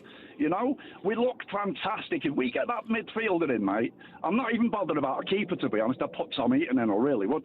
But we get a midfielder in, I think we can do something this year. I really do, mate. We've not got any European fixtures. We could be good this year. We need that midfielder in now. Okay. Well, listen, you could be good. I mean, you could be good. Have a good season. Well, my point is, have a good season. We played poorly, and but you understand what he's saying. Yeah, I'm not talking about the result. I'm talking about the performance. How happy United fans are having seen Dross for the last 4 or 5. I get that. And all of a sudden, you look at that and you go, okay, things won't be as bad. You're trying to come in here. Yeah. You and Jason are trying to come in here and say you should be happier than me. Why? In what metric? Because of I didn't see Arsenal. You look at Man City the weekend. They look good. Okay. You didn't look good. Okay, but how many points did Man City get at the weekend? I know. And they played unbelievable. I know, but Man City fans would have looked at that and thought we're going to win the Premier League. Arsenal fans wouldn't. No, yeah, we would. Because we'd go, we didn't play let's ask one. Shane's an Arsenal fan. Shane, hello. Shane, how you doing? Yeah, good. On that performance that you saw yesterday from Arsenal, is that a team that's going to win the Premier League? One game, mate. Yeah, and I'll tell you what that everyone's forgetting. For some reason, when Arsenal go to Old Trafford with Arteta, we do not play well. You look at last season, we literally didn't play well. And the season before, we defended the whole game and got 1 goal. So this is what Arteta does when he goes to Old Trafford, because he's fed up of Arsenal always losing there. So for me, we've got the 3 points, and that's great for us. All you Man United fans, how can you be happy that you lost the game? No, No. They are. No, hold on. They're happy about Let me speak to Shane. No, they're happy about that. Shane, no Man United fans are happy we lost the game. That's a sentence you've put together. Man United fans are happy with what they've seen in 90 minutes. Yeah, but against an Arsenal team that literally purposely defended. That's what they did in that game. We didn't go attacking. Right. We let all your players back off. No, I hear what you're saying. But he looked good. So for me, you need to judge your next game before you look at one game with Arsenal. And that, I mean, we live in Arsenal, everyone else's head. Yeah, but can I ask, do you understand what I'm saying and what Man United fans are saying when they say they're happy with what they saw yesterday than what they've seen over the last 4 or 5 seasons? That's all United fans are saying. So after one game, that's how everyone's happy. After one game, happier. It don't make sense. Happier, but you still lost. So if you have a bad game next week, what happens? I'm not talking about the result. I'm talking about performance. How much money? I'm talking about performance. How much money did you spend? Performance was okay, but Arsenal allowed you to do that. We sat back. I don't think you did. We did. Arsenal were awful yesterday. Arsenal were awful against Old Trafford. Yeah, we didn't play well at all. No, I'm not awful. doubting that. Yeah. But the last few games at Old Trafford, Arteta goes so defensive, it's unbelievable. Yeah, but you've done that in big games. I remember Man City. You sat back. When we had 9 men. When you were 1-0 up, and you should. Yeah, you 9 men. You should have won the game. What are you on about, mate? Well, hold on. What's the okay? You tell me the reason you haven't won the league yet. What's the reason we haven't won the league yet? Yeah. Why haven't we won the league? Last year was injuries, suspensions, and stuff. So this season, I'm confident we can win the league. What about you? We had enough injury suspensions last season. Does no other team get injuries? Not as many Hold on. Spurs had injuries. And Arsenal fans were coming on laughing at Spurs' injuries. So Arsenal finished second and semi-final Champions League. Spurs won a trophy. Spurs, what trophy? I won. Arsenal couldn't win because we don't want to win that trophy. Hold on, they've won more European trophies than Arsenal will ever have. Well, actually, we've won 2. Well, they've won more than you. And that Winners' Cup. But they've won more. How long ago? Hold on. Hold on. How many European trophies have Arsenal won? We've won 2. What are they? The Fairs Cup and the Cup Winners' Cup. You're not counting the Fairs Cup. Come on, Shane. What you do is you UEFA Cup. But on a serious note, what I'll say about the injuries, if Arsenal lost Saka and Ødegaard, do that for every top team. Take out Salah, Van Dijk. Take out Palmer, Casado. Take out all the top 2 players from each team, and no way they do that. Okay, but the year before you didn't have those injuries and you still didn't win. I mean, you're fighting Spurs corner. That's how low you've come. Arsenal, Spurs, North London. No, you're Man United. Well, Spurs had a better season. Spurs had a better season. They finished 4th bottom. No, more successful, not a better season. Well, that's better. I class success with... No, you class good performances, but you don't win as success. Yes. Go on, boys. You played well, don't win. Do you know what I'll do? Do you know what I'll do with £500 you're going to give me? I'm going to buy the biggest cigar in the world and just light it up in here. And even if I get thrown, it doesn't matter. I'm just going to blow it in your face of smoke. Where did you finish 10th? Go on, United. Hey, listen, played well, though. Would you take that? Would you finish in 10th? Sorry. Right, look, Joe's going nuts, see? More for me, Benny, after this. Sorry, Joe.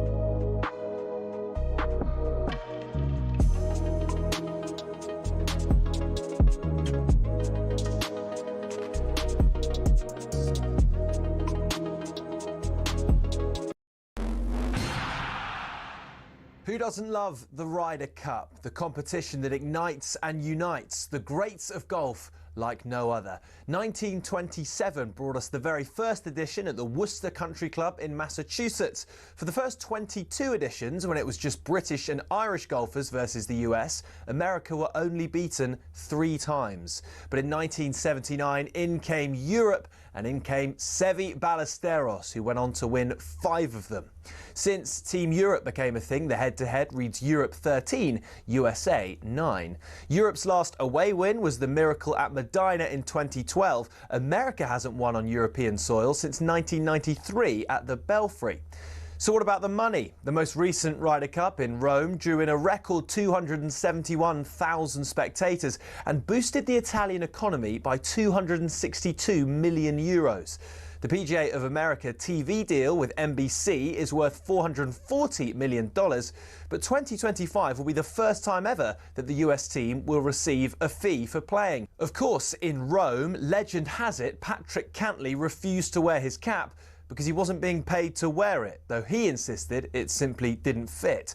Either way, Team Europe have made it clear they're more than happy to keep playing for the thrill, joy and prestige of the Ryder Cup.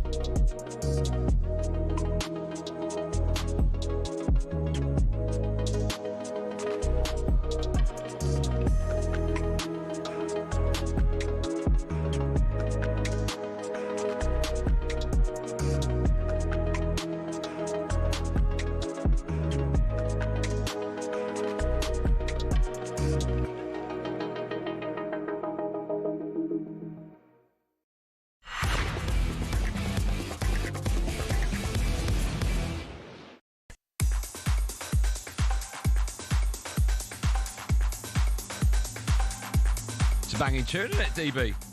Yes, it's good. Jack. How is Jack? Is he right? Jack's really good. I see it. Where is he? He's over there. Jack's getting married on Sunday. You nervous, Jack? Yeah? Remember, as soon as you say I do, everything you own and forever own, 50%.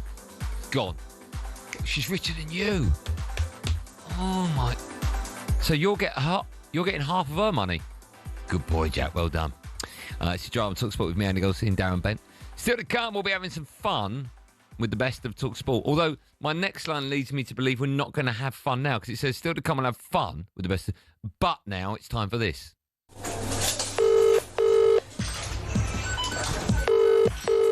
How you doing? It's Darren Bent. Takeaway. Can I take your order, please?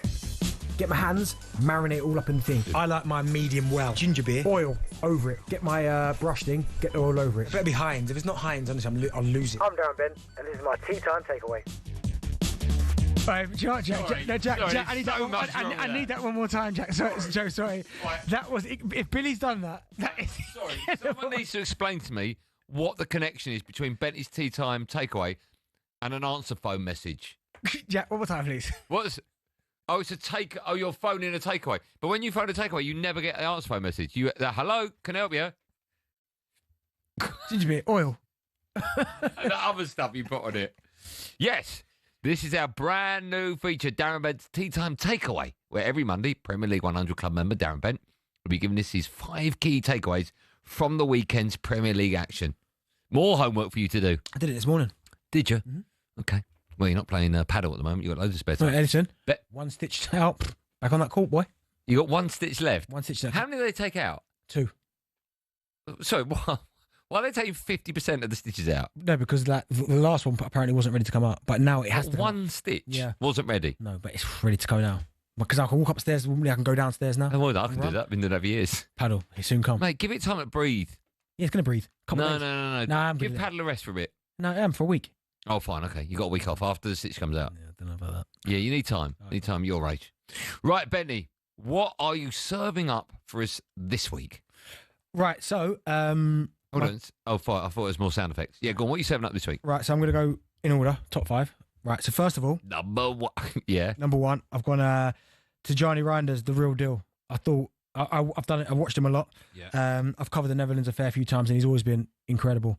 But to see what he did to Wolves, he was brilliant. I mean, his running energy, his technique, the way he kind of influenced the game. He scored a really good goal as well. Nice assist, comfortable in possession, never shied away of taking the ball. And for someone who's just got here to the Premier League, and you know, I mean, we often say it might take him a while to settle. He just looked like he was at home straight away. Like, it might be the system that he's playing in, it might be what Pep's done for him, but he looked every bit of the money that they spent for him. He looked incredible. How much was that? I think it was around 40, 50, was it? Something like that. Maybe even less than that, I think. Maybe it looks like a bargain. I know it's one game, but it looks like a bargain. When they bought him, I thought it was a bargain at that time. Okay. So I think it'd be 30, 40, but... Well, let's hear from the managers. Pep Guardiola speaking after their 4-0 win away at Wolves, talking about his new superstar signing. Yeah, a lot, but not just today. So Palermo played really good. He's a typical player that we will need in the Premier League. Is perfect, and it's an incredible good sign for us. Work ethic, with holding midfielders, occupying a lot of spaces, and after with control with the ball, his movements in, especially in behind, is like to attack a lot of space, score goals. So I'm really pleased. Listen, Wolves are going to be one of those sides that, sadly, I think we'll be talking about. They'll be looking over their shoulder the whole season. So I expected Man City to win. But I just thought out of all the sides that we haven't talked about Liverpool, at the back defensively, Liverpool looked a little bit shaky. But we'll talk about that game later on. Arsenal, another one of the favourites. They didn't look great. But I thought out of all the sides that are going for it, Man City looked the best. Yeah, they look good. They look comfortable. Scored some really good goals. Just ruthless, really. Obviously, Haaland getting his customary piece as well. Did you think his second goalkeeper could have done better than that? A little bit, but it's hard. Do you know what I mean? When you hit it so hard and low there, round bodies, it makes it difficult, but he won't mind. Another couple there. Shirky scored a nice goal as well. They just clicked, but as I said, for me, Reinders was the pick, and I thought, yeah, he looked top draw. Okay. We're moving on, shall we? Mm-hmm. Where are we going next, DB? Right, number 2, I've gone Nottingham Forest aren't a one-season wonder. And what I mean by that is that we know last season they were pushing for European Champions League, really. I know they were for most of it. And people thought, this season they'll come back, be a little bit maybe off the pace, but they looked every bit as good. I mean, I thought some really good performances. I thought Gibbs-White was absolutely outstanding. I thought Dan Ndoye, the new signing, he looked equally as good, actually. Looked brilliant. Elliot Anderson, middle of the park. Yeah. Chris Wood, doing what he does. Another Do you know two goals. that goal he scored, right? Chris Which one? Wood, the first one. Yeah. It was almost like a little flick. Yeah. Wasn't it, right? Like there was like a gap between the goalkeeper and defender. There was only one. Like just, I was looking at that thinking you can only do that with confidence. Do you know, it looked like you'll get what I mean by this. It looked like a paintbrush finish. You know, like Yeah.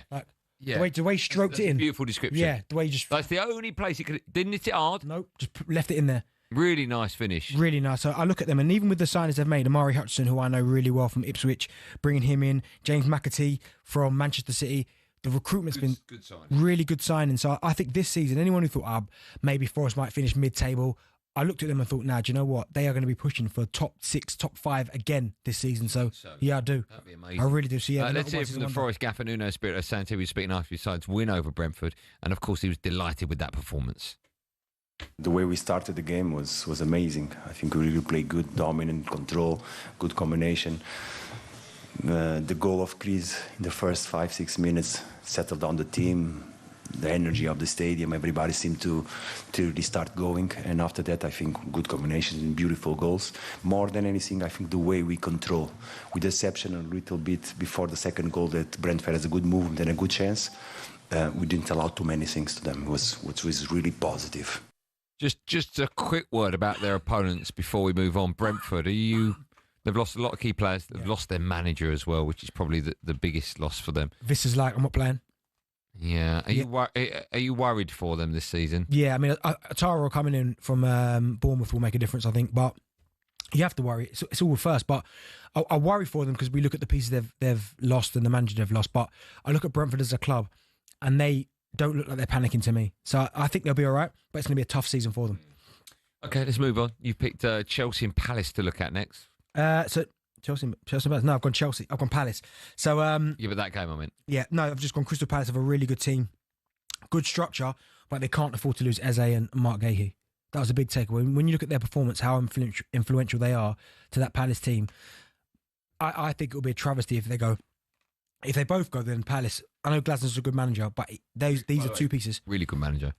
These are two pieces they can't afford. The structure's there. Every single one of their players, and the only reason I named these two because they're the two that have been linked away quite heavily. Everyone knows exactly what they're doing. But I think if you take away that kind of creative spark with Eze, who pops up in different positions, can score a goal, can create, he'll take the ball in any scenario, and then you leave their captain, Mark Gahey. I think those two are so important to what they do. Crystal Palace can't afford to lose them. Okay, let's quickly move on. Where are we going next? So I've got Cunha is going to be a great signing for Manchester United. Oh, what? You didn't say this 40 minutes ago? Yeah, I did. I said that when you lost. So Cunha, absolutely incredible. I thought his performance was really good. He looked like he would to me look like someone who grew. Even though he's wearing a Manchester United shirt, we've seen players go to Man United, put the shirt on and shrink, can't live up to expectation. He's gone there, game one, give me the ball, flying past people, you know what I mean, making things happen. Do you think he's better than Mbumo, as everyone's starting to call him? Yeah, I liked him, Cunha. He just looked like he had more about him. Like he could take the ball, he could run with the ball. He's powerful enough. Some of his touches. You're 100% right what you say. I think he's not someone you're not going to have to worry about. Where's he going to play? Because you and I, we differ. I like him as a 10. But no, I like him as a 10, but where do you think he'll play? 10. But he's a very good centre forward. But he just. I think he'll play on the left. But he's a natural 10, so just play him behind the front man. I think it'll be him, Sesko, and Mbuemo, and then Bruno and a holder. No, but he don't play wide. He's better as a narrow. If he plays, I like him as a narrow 10. So he might come off the left, but narrow. Okay, I don't think he'll play that role. Right, well. I think he'll play where Rashford used to play on the left. You right? Let's move. Yeah. What's clapping me? You need water or are you done? Are you going to die? Or when the eyes water, you know you got problems. Do you want some water? Someone get water. Get water. I'll have one as well, Jeff. Let's finally talk about Spurs 3-0 winners over Burnley. Do you want to talk about Spurs or Burnley? Burnley. So, thank you very much, Joe. Where'd that come from? Oh, that was nice. Very quick. 1 second, Joe. Sorry. All right. It doesn't work on radio. All right. Well, so Benty is going to talk about Burnley. They got beat at home to Spurs. A really good Spurs performance as well. Right, yeah. Oh, here we go. So, yeah, Burnley is obviously my fifth talking point. Takeaway. Have you got to say takeaway every time? Yeah. Okay. It's going to be an uphill battle for Burnley because they broke so many records last year. You're not right still, are you? What's the matter with you? No, fine. Let me get it out. They broke so many records last year. And if I asked you a question, how many times do you think they conceded 3 in any game last season? None. Correct. How many times do you think they conceded 2 in an English? I'm going to say 4. No, 2 in any individual game last season. What, last season? Yeah. 3 times. None. Right? Can I guess again? No. Game 1, Premier League, 3, straight away. Yeah, so you go... That's unbelievable fact, actually. Do you know what I mean? So they didn't concede 3 is an anomaly, you can do that. But 2, not to concede 2 once in any game last season, in a championship game. All of a sudden, game 1, 3. Straight, and it... Spurs emphasises the difference, doesn't it? And it could have been worse. So I looked at Burnley and thought, they've come in with the right plan, I think, be defensively solid, but game 1 to get beat by 3. And don't get me wrong, they'll improve, but I think it'll be a tough order for them to survive. Good work. I like that. We're doing that every Monday, are we? Benty's Tea Time nonsense. Still to come on Drive. We'll hear the rest of this story from Andy Jacobs. Basically, we're sitting in the front seat of a 2-seater car with my wife on my lap. Whoa. Hold on, where are we going? He's dirty, old. We'll also hear what animal Jason Cundy was talking about here. They're undisputed pull-up world champions. Plus, we'll have the return of Benty's EFL Corner. And, of course, it's the boot room. And I have a peach of a chat for you today. It's about boots. How you made it through that, I do not know. All that and loads more coming up the last hour drive and talkSPORT with me, Andy Goldstein Darren Bent. When we come back, my favourite part of any show ever, where we talk about... In the history of Everness. Talk about my new podcast, 21 Minutes to Go, episode 6 out now, and, of course, the best of talkSPORT.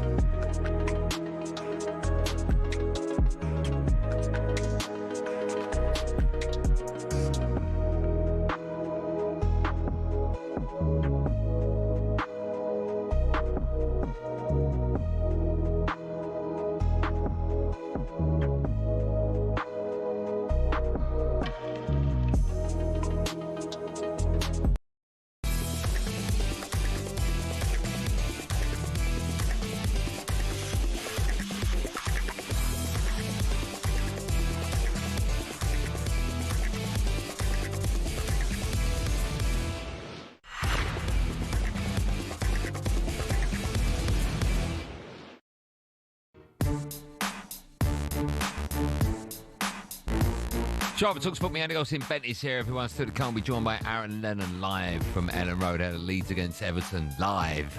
talkSPORT, it's live as well, that game. Just quickly, Spurs captain Christian Romero, has signed a new long-term contract at the club. Jadon Sancho has rejected a move to Roma as he wants to consider other options, like banking 350 grand a week. Good, and fair play to him. You give him that contract. Yeah, no, listen, nothing to do with him. Right, time now for this. What are you moaning about? Some of the best talkSPORT friends. We run you through some of the recent highlight moments from across talkSPORT and our sister stations. Let's start off with Game Day exclusive. Oh, I didn't know we were going here. Where Reshmin Chowdhury was joined at Villa Park by Stuart Pearson, Aston Villa's former Premier League top goal scorer, Gabby Agbonlahor, after they had a bit of an accident. Don't know what this is. Oh, I just... There goes my phone. Never mind. He doesn't have a case. It's okay. I'm still talkSPORT the invoice for a new phone. Oh, God. I'm so sorry, listeners. Shocking, Reshmin. Last time I come on here. Oh, no, he's never going to come back, is he? We were hoping you'd say that. Nice line. Gabby didn't have a case for his phone. Schoolboy, whatever that is. Do you have any sympathy for him? Not really, because it is a schoolboy. Every time you get a new phone, the first thing you do is go on Amazon or wherever you go and order the new case and screen protector. And the screen protector. Yeah, so no, I don't. Okay.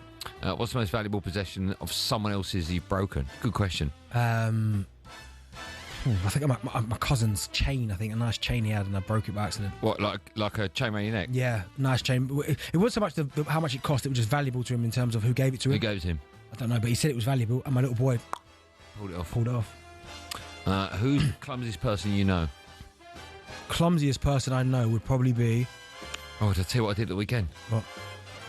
Oh, I took a big, massive bowl, Perspex bowl, out the fridge for lunch, and it had my wife had made chicken and broccoli. It's unbelievable. Dropped it. And I put it in the microwave, heated it up, and I took it out the microwave with no gloves with a tea towel. Yeah. And as I turned like that, the tea towel caught, and the thing just kept going. So my whole lunch in this big dish, I took a picture of it, put it on Instagram, all over the floor. So like you're the most clumsy person I know. She texted me this morning saying, "Where's the Perspex bowl with the big red? Because I need it." And I just texted her a picture of it on the floor, broken. I went, "There it is." No good. Yeah, you're clumsy. No good. Don't forget, Game Day exclusive will be at the Etihad from 11 a.m. on Saturday. talkSPORT brings you live and exclusive commentary of Man City against Spurs in the Premier League. What a game that will be every week now. It's just great. I love football back. Over to Afternoons H&J, where the great Danny Kelly filled in. Thank you very much indeed. Here's Andy Jacobs reminiscing about proposing to his wife. Proposals have got very exotic now. People go to a lot of trouble. Yeah. Mine was less so. I mean, basically, I was sitting in the front seat of a two-seater car with my wife on my lap. Basically decided... All right, hang on. Already this has got so many questions that need to be answered. Was the car moving? The car was moving. As it came to a halt, I basically asked her to marry me, opened the door and fell out the car. That was basically... Do you think a young Andy Jacobs was a bit of a... Oh, I know he was.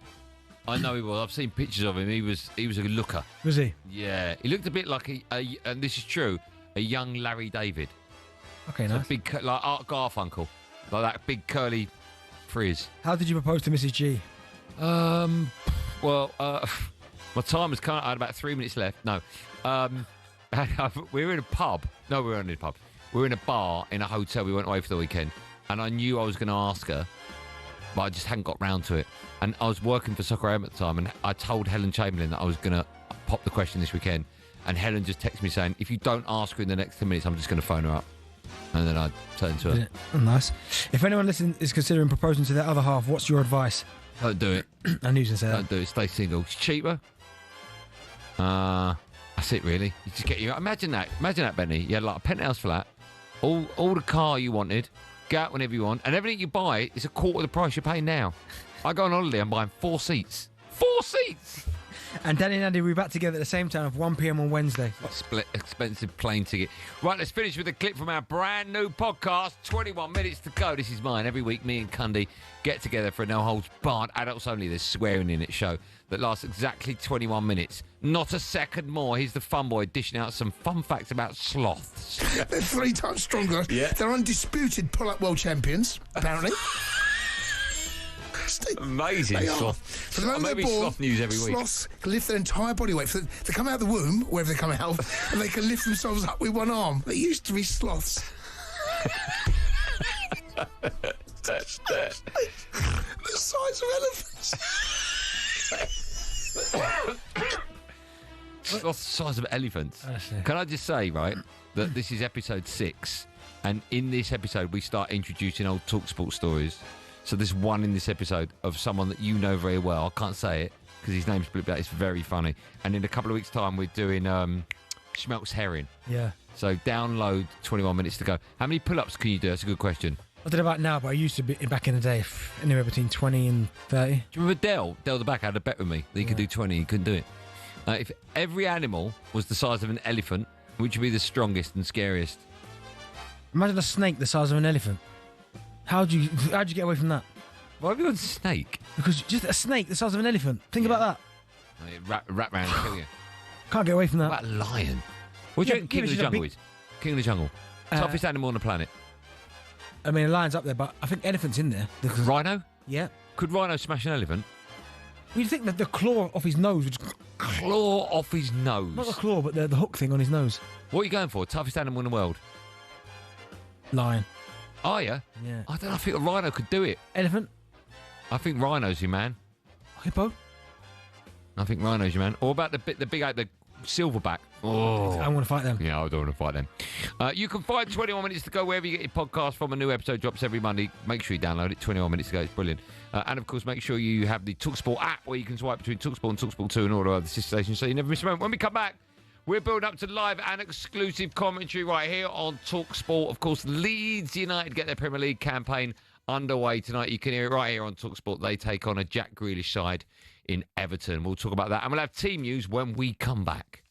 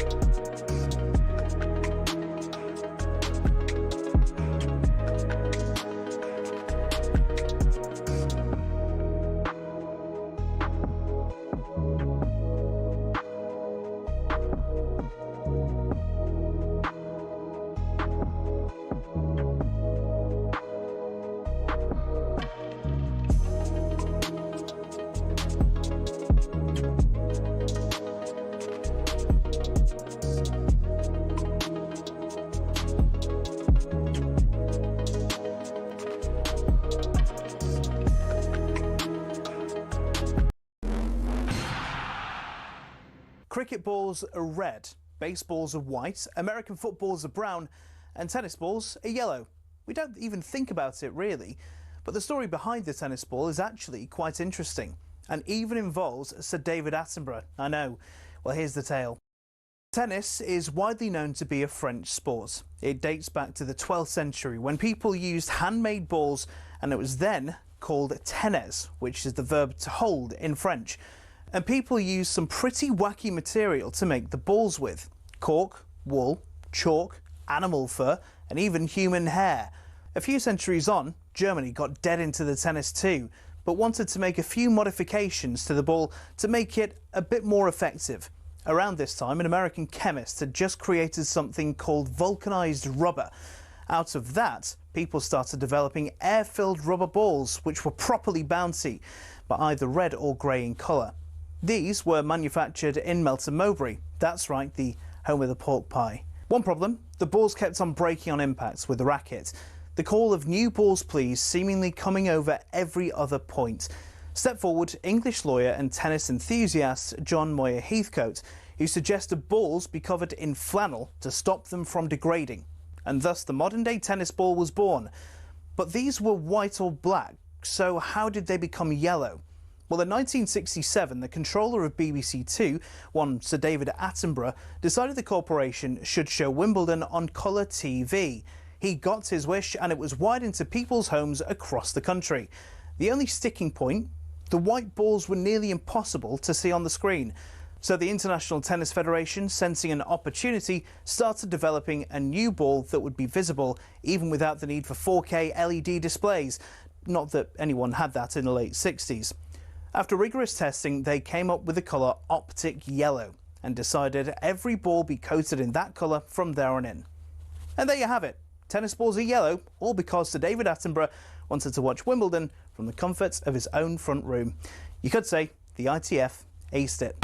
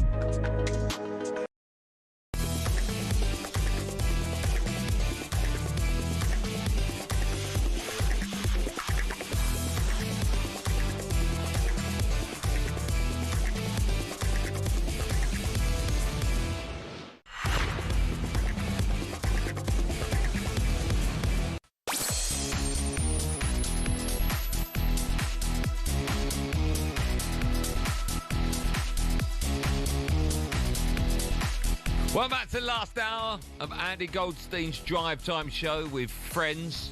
One of them's Darren Bent. You about to go broke next week? I've heard that before. Sound like my wife. Still to come, Benty will bring us the return of EFL Corner. But now Leeds and Everton get their Premier League campaign underway tonight. And of course, it's a game you can hear live on talkSPORT. Off goes the champagne, and Leeds United can officially celebrate being promoted to the Premier League. Ellen Road can be a really intimidating place, whatever level that you're playing at. Here goes Bogle, setting up another one for Peru. Could it be two? They can't keep being that yo-yo team. This club's too big for that. Leeds are a club that should be in the Premier League as much as any club should be anywhere. The last seasons have proved how difficult it is for newly promoted sides to stay in this league. On this level, you never say never, and you never know what happens. Now on Jai with a great one forward. Curling shot! Anyone on Jai! David Moyes brought that bit of stability, and there's been a good few signings this year that excite me. Some breaking news: Jack Grealish has officially signed for Everton on loan from Man City. Great chance, great opportunity, perfect manager as well, who will understand him as a person. Pleased with the players we've added to the squad, but I think I still need more. Monday nights is game night. Every time there's football on a Monday, we've got it here. I feel I'm going to say the following sentence a lot this season, but I can't wait for this game. The opening weekend of the Premier League comes to a close tonight. It's live on talkSPORT. Newly promoted Leeds welcome Everton to Ellen Road as both sides look to get their Premier League campaigns off to a winning start. And with that in mind, we can cross over there now as we welcome our co-commentator here on talkSPORT. A very good evening to former Leeds and Everton and Spurs midfielder Aaron Lennon joins us. Hello, Aaron. How are you? Right, chaps, how are we, Andy? How are we, Benty? Well, I don't know if you know this, but I'm wearing an Arsenal shirt because I lost the bet to Benty. So I'm not great, if I'm being honest. I did see Benty put that up on his Insta, actually, so he'll be buzzing, won't he, in the studio? Yeah, but it will come back to haunt him because, of course, the next time our two sides play, I'm very confident Man United will get something out of it. Oh, really? Yeah, look, there was a lot of positives yesterday for United. I thought they played really well. But Arsenal dug in, they got the win. But like I said, there was some really positives. Cunha and Mbeumo looked really impressive. They look good. How are you anyway, Aaron? Are you all right? You looking forward to this one? Start of the new Premier... Well, we've had the start of the weekend, but this is the last game of the weekend. How excited are you ahead of this game tonight? Oh, I'm buzzing for this. It was actually weird driving back up here. Like I said, I haven't done this for many years, but the place is rocking. The city is buzzing. And yeah, just driving in, seeing the Leeds fans outside the stadium is going to be rocking tonight. I literally cannot wait for this tonight. Azza, obviously we know you started. Azza? Yeah, Azza. Well, Azza? Yeah, Azza. We know you, obviously you started there, of course, you made your debut really young, but those supporters, how important are they going to be if this side wants to stay in the division this year? Benty, it's essential. Honestly, I don't mean that lightly. For Leeds to have any chance personally to staying up this year, it's going to be playing here at Ellen Road with these fans. I was one of the lucky ones to play here. And playing under here, especially tonight under the lights, you will not get a much better atmosphere. I promise you, and I'm not just saying that because I'm a Leeds lad. It is bouncing, and when them fans are behind you, you actually feel like you can do so much more. It's a special ground, and I mean that. Aaron, we saw that, of course, with Sunderland at the weekend. We talk about the 12th man, but Benty was telling me earlier on, actually, in our meeting, just what it's like to play at the Stadium of Light, and you've just been explaining what it's like to play at Ellen Road. Is it much different, that atmosphere, when it's a nighttime game? I don't know. There's just so much special under the lights. I was one of the lucky ones as well, not only to play when the Champions League nights were on back in the day, but even on the Tuesday nights when I remember playing here in the Championship. Under the lights just makes it that much more special, as you've seen, and as you've seen in the performances even last year. This is going to be a fortress. It has to be. How different is it going to be, do you think, from this time round for Leeds in the Premier League than it was last season in the Championship? The way they asked that, I mentioned Sunderland, of course, they had a great start, but Burnley, they had an awful start to their campaign. Benty made a great point earlier on that last season in the Championship, Burnley never lost or did concede in any game 3 goals, let alone 2 as well, right? Yeah. And of course, they lose 3 at Spurs. What's the big differences, do you think, that Leeds can expect to see this time around in the Premier League? How tough will it be for them? It's going to be tough. The levels, it's a massive jump. It's the small margins. Like I said, if you get a chance in the Prem, these strikers take it. You watch, like you said, the Tottenham game at the weekend. These are half chances, and you're punished. You're out the game. Like you said, Burnley had 1 or 2 chances and didn't take it to get back in the game.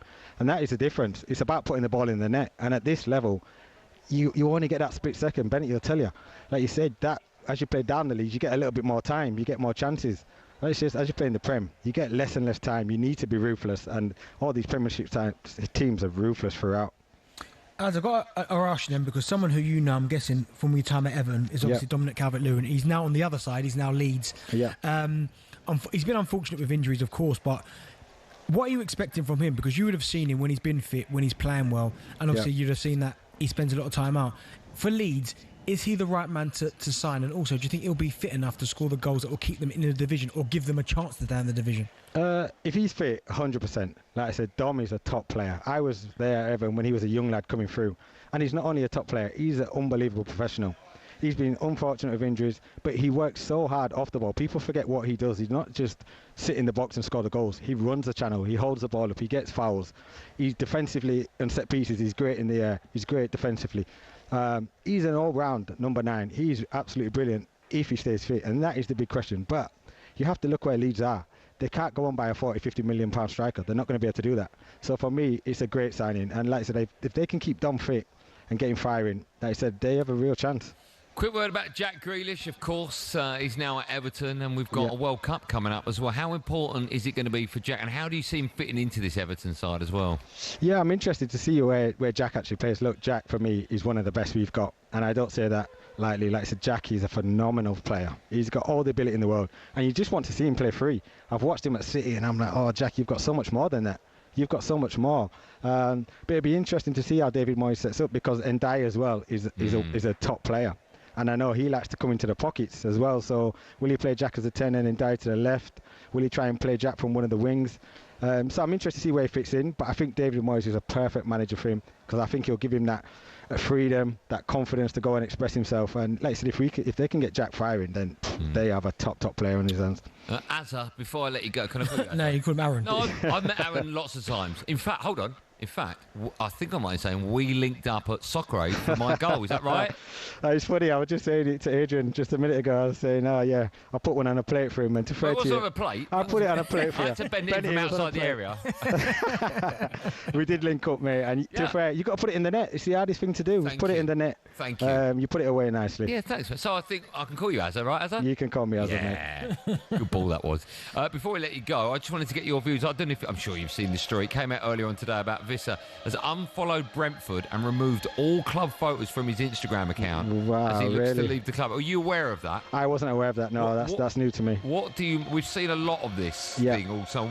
What do you make of the likes of Isak and Vissa? What do you make of it nowadays? Because footballers have got so much power, haven't they? They've got so much power, but I look at it both ways. You have to look at the ones when the club doesn't want you also. Like I said, you've seen the players. You look at Man United the weekend. 1 minute, Nana, Hoyland, new signings, everyone's talking about them. Next season, you're out the squad. That's see you later, pushing you out.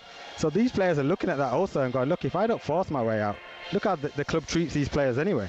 So I look at it both ways. Look, I always believe there's a right way to do it. You'd hope it doesn't come to this. But these players are getting nervous now. The window's going to close in, 2 weeks' time? These players are getting nervous. Their agents are onto them. They're like, you're going to have to kick up a stink here because you might not get a move. So, look, it's a tough... You don't want it to end this way, but the players nowadays, like I said, they're trying to look after themselves and they're trying to force the move. It's a difficult one because I can see it from both sides. Okay. Azza, before I let you go, just a final prediction on that game. It's live on talkSPORT tonight. Leeds taking on Everton. How do you see it going? What will the score be?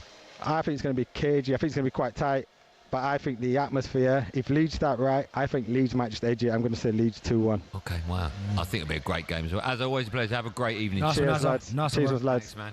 There you go, my mate, Azza. It was a great assist, by the way. He got the ball picked up. It wasn't a tap, no. It was, come on, it was not a tap-in. To me, Azza beat 4 people and then give it to you. And he could have shot to finish it off. Hold on. So I pulled away and gave myself space and room. And then he found me. No, come on, I'm being honest here. No, he beat 4 people, got to the goalkeeper, squared it and you tapped it in. No, who's the goalkeeper, do you remember? No. I think it was Pickford. and I smashed it into the corner. It was a great finish. Was it though? A lot of people going, oh, Van Basten. I was like, calm down. It wasn't Van who? I know. That's what I said. Van Basten. Just quickly, because we're going to take calls on it, Benny. What do you make of the fact that Vissa's unfollowed the club, taking pictures? Yeah, I mean, that's again, as I said, you can see both sides of it, and there is a right way to do it. But I always think the worst case scenarios, and the worst case is if he doesn't leave, he's got to go back and face not the players, because the players will be cool with him. There'll be a bit of banter. Because you know what, we should have spoke to Azza about me having to get off the plane. Because he was on there. He was one of the ones taking a mick out of me. Him and JJ and people like that when I had to get off the plane to go to Sunderland. Vissa, the dressing room would be fine, but trying to go out there and play in front of those fans again, like they'll never ever look at him the same because he's doing it this way. Whereas Mbuemo will go back to Brentford and get a standard ovation. Yeah. Because of the way he's left and things like that. But the way that he's gone about it, there's a right way and there's a wrong way. And what Vissa's doing right now, he's just making it impossible for him to go back. But if he does go back, it's going to be impossible for him to play. I know. It's almost like they've got to let him go now, right? Yeah, they're going to have to. Because he don't want to play for them anymore. We'll take calls from Brentford fans about that. What do you make these deleted everything from Brentford on his Instagram, 03717222334? That's a sentence you weren't saying 10 years ago. And also we'll take calls from Leeds fans and Everton fans. If you're going to the game, if you're on your way to the game tonight, how are you feeling? This is a huge game for both clubs, actually. And also Everton fans, what are you expecting from Jack Grealish tonight? That game is live and exclusive on talkSPORT. Everton, they're away at Leeds at Ellen Road. We'll take calls on the back of that and Vissa right after this. 03717 223334. Get dialing now.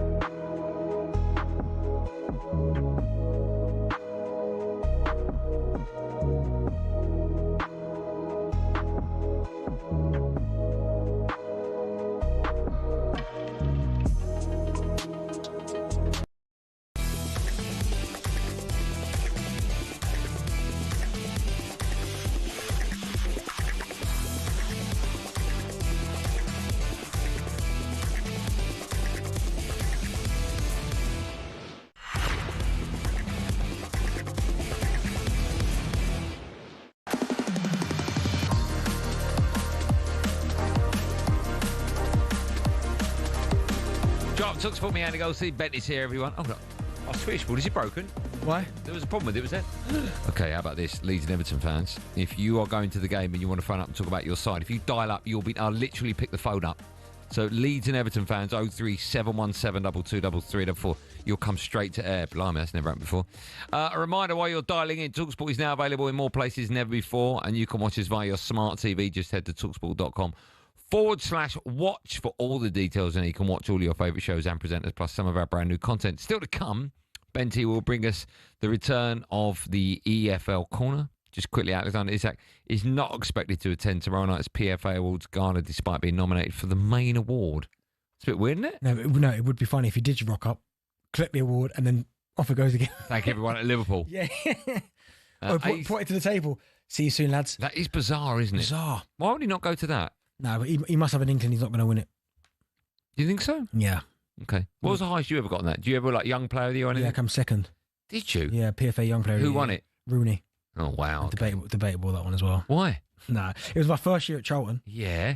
I scored 22. Yeah. The only people that beat me that year were Van der Strohe and Thierry. Well, beat you in what, the main one? Goals. Goals that season. Yeah. Played well, obviously played for Charlton, done really well. Yeah. Come second to Rooney. Rooney. What, a young player? Young player, yeah. That's incredible though, right? Yeah, but Rooney is just... Yeah, but to come second in that list is... Well, I'd like to come first, but you know. I know, but listen, you've celebrated second enough being an Arsenal fan. AC Milan sporting directors confirmed that they are interested in signing Rasmus Højlund from Manchester United. Right, it's time now for this. Paddy's Performers on talkSPORT with Paddy Power. Reviewing the top ballers, performers and goal scorers from the latest footballing action. 18+, begambleaware.org. Yeah, it's time now for today's Paddy's Performers in association with Drive's official betting partner, Paddy Power. Today we're looking back at a great weekend of Premier League action, nominating the players we think made a difference and were Paddy's Performers. I've gone for Matthijs de Ligt. Right? Now, there was controversy on the WhatsApp group this morning when I picked him. Because you picked someone who's a defender and you got beat. Yes. But I picked him because I've always sung his praises. When I had Benty, everyone's been saying he's washed up, he's done. And I'm like, no, there's a player there. Well, I thought he was fantastic. Much question. Sorry. You picked Cunha. You picked de Ligt, right? Yeah. Was he better than Cunha? I picked him because it annoyed No, was he you. better than Cunha? I'm not allowed to pick him. I thought the performance was fantastic. Was he better than Cunha? Yes. No, but he wasn't. Was he better than Buemo? No. I can do what I want. This is what I do what I want. Honestly.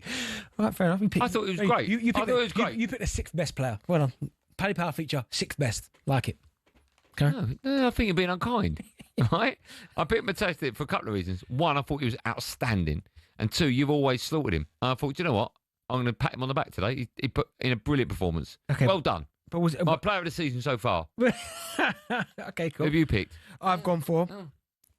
I've just seen it. I thought it'd be an Arsenal player. I've gone for Chris Wood. Yeah, you're not.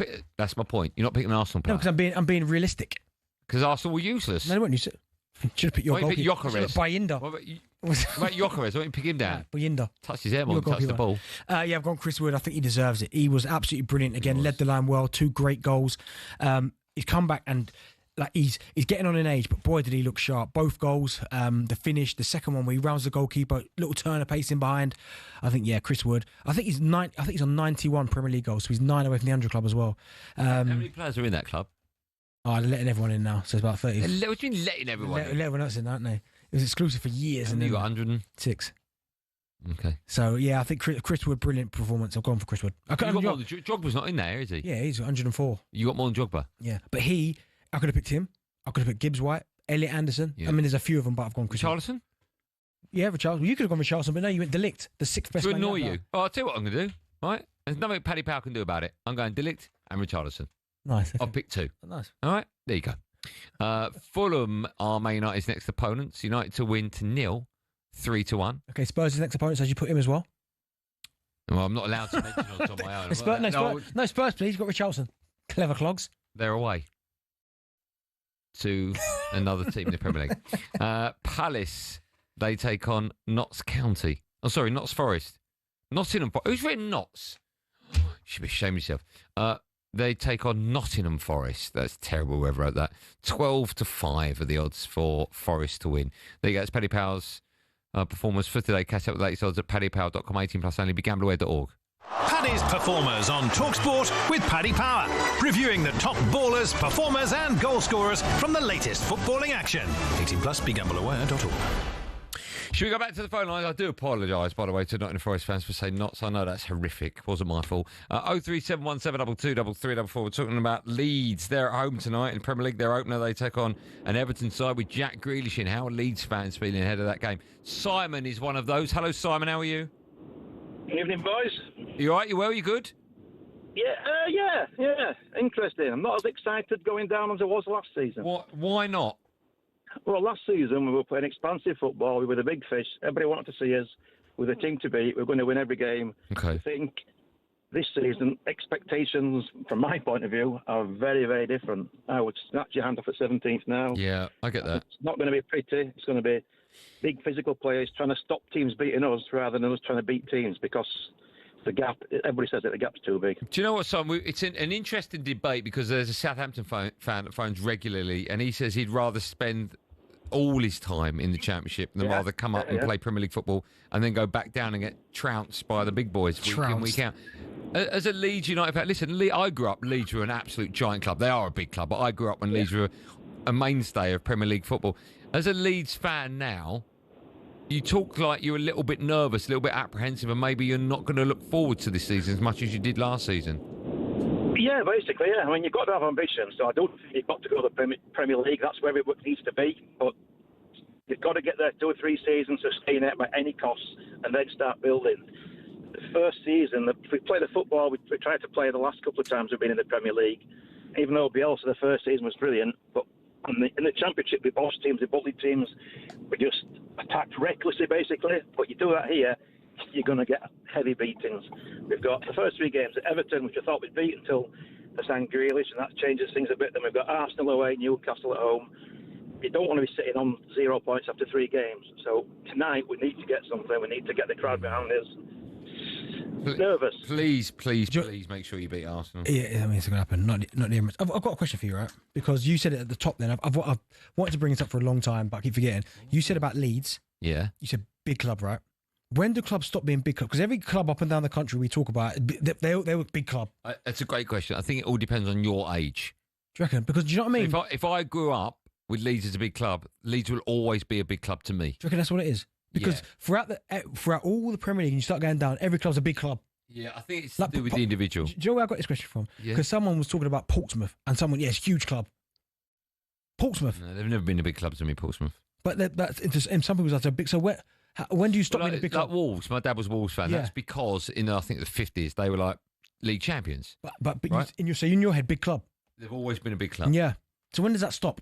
I don't think it does in your head. Leeds will always be. If Leeds went down to the 4th tier, they'll always be a massive club to me. Well, there's got to be a cut-off point. I don't think there is. Do you? There's got to be. I think it's who you grew up with. Okay, maybe then. If you were like 200 years old, Royal Engineers would be a massive club. Royal Engineers. I know what you mean. I know. Wouldn't they? I get it, but I'm just. Okay, what's your understanding as to what a big club that's the thing I don't know, because. Are Leeds a big club to you? No.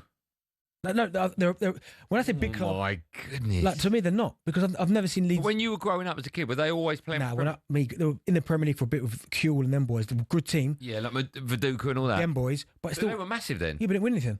So like semi-finals of the Champions League, but yeah. Well, they won the league. That must have been before me then. What, so 91 they won the league? Yes, but the year before the Prem started. That's right. So I don't really remember that. I would have been 7. Okay, if they won the league in 99... It's a different story. That's what I'm saying. Okay, Blackburn Rovers a big club. Again, another point. Are they? I don't know. Every time I watch them on TV, the stadium's empty. But are they a big club in your head? So I don't know. No. They're not a big club? No. Okay. But it's hard, isn't it? Because you'll get some, and rightly so, you get some Blackburn fans or saying that they're a bigger club than Man City because of their history, won't they? No. You get some because of Blackburn's history. Okay, Everton's history. Yeah, okay. So Everton in the 80s were gigantic. Right. So they'll always be a big club. So they'll say that they're bigger than Man City, right? Not. But if you're 16, if you're 20 downwards, Man City's huge. Yeah, and Everton are nothing. Yeah. So I think it is to do with your age. It's a really good. Honestly, I was having to think the other day, thinking, when does it? It's good you brought that up with 30 minutes to go. I'm sorry, mate. Do that on tomorrow's show. Or Sports Bar will probably nick that. Still to come, Benty's going to bring us his return of the EFL. Cool, now you looking forward to that? I love that. Some great games over the weekend. First, it's time for no Googling. How did Ipswich get on? Hey, we walked away with a point. Didn't play well, point. How'd you got on in the cup? Oh, we're going back, are we? Yeah, we are going back. How's it get on? How's it going in the cup, Joe? We kept that quiet on last week's show. David Raya is the only goalkeeper to keep 30 clean sheets in the Premier League season since he joined Arsenal in 23-24. Who's next on that list with 25 clean sheets? I think it's my man, isn't it? Who's your man? What No. do you mean, no? It's not your man. I've looked at the answer. It's not your man. Just say it because you're wrong. F-O. That's the team he plays for. Foster. No, Forest. He plays for Forest. What now? Who, go on, you've got it wrong. Who's your man? Sells. No. He's got a lot, by the way. It's not that many. I'll give you a stupid clue. Right after this, Live and Drive and talkSPORT.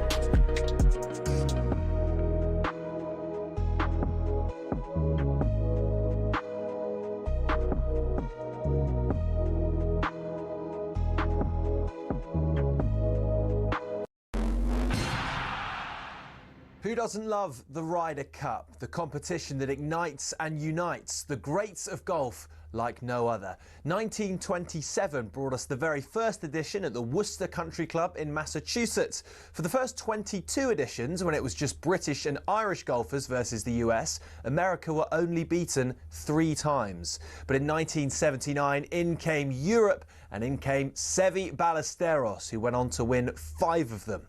Since Team Europe became a thing, the head-to-head reads Europe 13, USA 9. Europe's last away win was the miracle at Medina in 2012. America hasn't won on European soil since 1993 at the Belfry. So what about the money? The most recent Ryder Cup in Rome drew in a record 271,000 spectators and boosted the Italian economy by €262 million. The PGA of America TV deal with NBC is worth $440 million, but 2025 will be the first time ever that the US team will receive a fee for playing. Of course, in Rome, legend has it Patrick Cantley refused to wear his cap because he wasn't being paid to wear it, though he insisted it simply didn't fit. Either way, Team Europe have made it clear they're more than happy to keep playing for the thrill, joy and prestige of the Ryder Cup.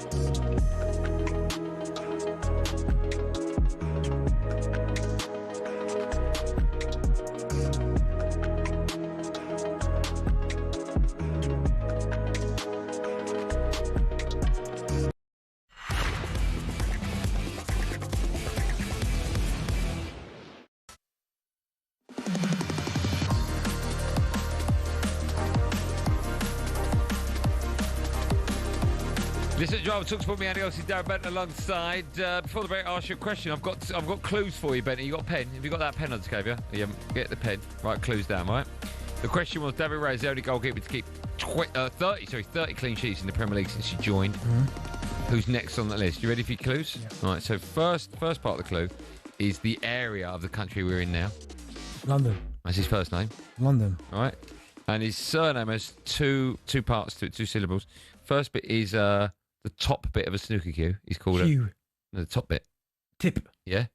And the second bit is a famous make of car. Probably one of the most famous. Lamborghini, Ferrari. No, like old school. Ford. Yeah. That's his surname. Tip Ford. Is his surname. Jordan Pickford. Got it, well done. Tip Ford. You like it? Following us at 7, the GOAT Adrian Damo's coverage of the final Premier League game of the weekend sees Everton go to Leeds. Team news for you coming up in just a moment. But first, it's time for this. I've missed that music. It's time now for the return of Benty's EFL Corner, where every week Darren Bent, former Burton Albion loanee, takes a look at the big stories from up and down the football leagues. Let's start off with newly promoted Birmingham, because they scored in the 90th and 98th minute to pick up their first win of the season. That was away at Blackburn. Their boss, Chris Davies, spoke to talkSPORT after the game. He's delighted with the character that his side showed. Special dressing room moment at the end, because away from home you've got that kind of togetherness that comes with a last minute winner, and it's great for everyone's belief and togetherness. Kind of on the other end of it last week, so to bounce back from having the heartbreak last week to this today is really impressive. Yeah, exactly, and that's football for you. I mean, Lyndon Dykes went up last week, and fortunately it was deemed that he gave a penalty away, which I don't think it was a penalty, but just shows you what a week in football can do, because he's turned up this week and in the last minute he's won us the game. So that's football. That is football, because having dropped 2 points late on against, what was it, Ipswich in their first game, that's going to be even sweeter for Birmingham, won't it? Yeah, they played well. It was a good game. Jay Stansfield scoring again. He's going to be big for them, I think. Scored goals last season. He stepped up. Obviously won in the Euros with the under 21s. So no, yeah, they look good. I like Chris Davies. I like him as a coach. It's a lovely finish as well. The winner from Lyndon Dykes. Lovely centre forward goal, nipping in front, sliding, getting the first contact. They look good, Birmingham. I know it's early days in the Championship, as we've said before. No point hitting the accelerator now, because you've got a long way to go. But 4 points after 2 games, I think you'll be happy with that. What can we learn from 2 games? I mean, the fact that you're losing with 90 minutes on the clock and then you come back to win. I mean, it's too early to learn anything now or not from sides? Listen, a little bit, but I just think it's confidence. I think early on, I know you said there it's too early on in the season, but I think if you're playing someone like, say, Jay Stansfield, for instance, like he is got 3 goals in his first 3 games. He scored obviously 2 league games and 1 in the cup. The confidence he's getting by scoring week in, week out, that's just building blocks. And even though it's early, there's going to be games in the Championship where teams set up differently. They make the game tight. And have you got that centre forward that can maybe sniff out a chance? And they've got him, and they've got a couple of experience in terms of Lyndon Dykes as well. So the way they're starting, and Chris Davies, I like him, and I think they're going to run close. I'm not saying they're one of my favourites to go up, because the Championship, as we say every season, is hard. Who are your favourites at the moment? 1 and 2? I mean, I had Ipswich. But?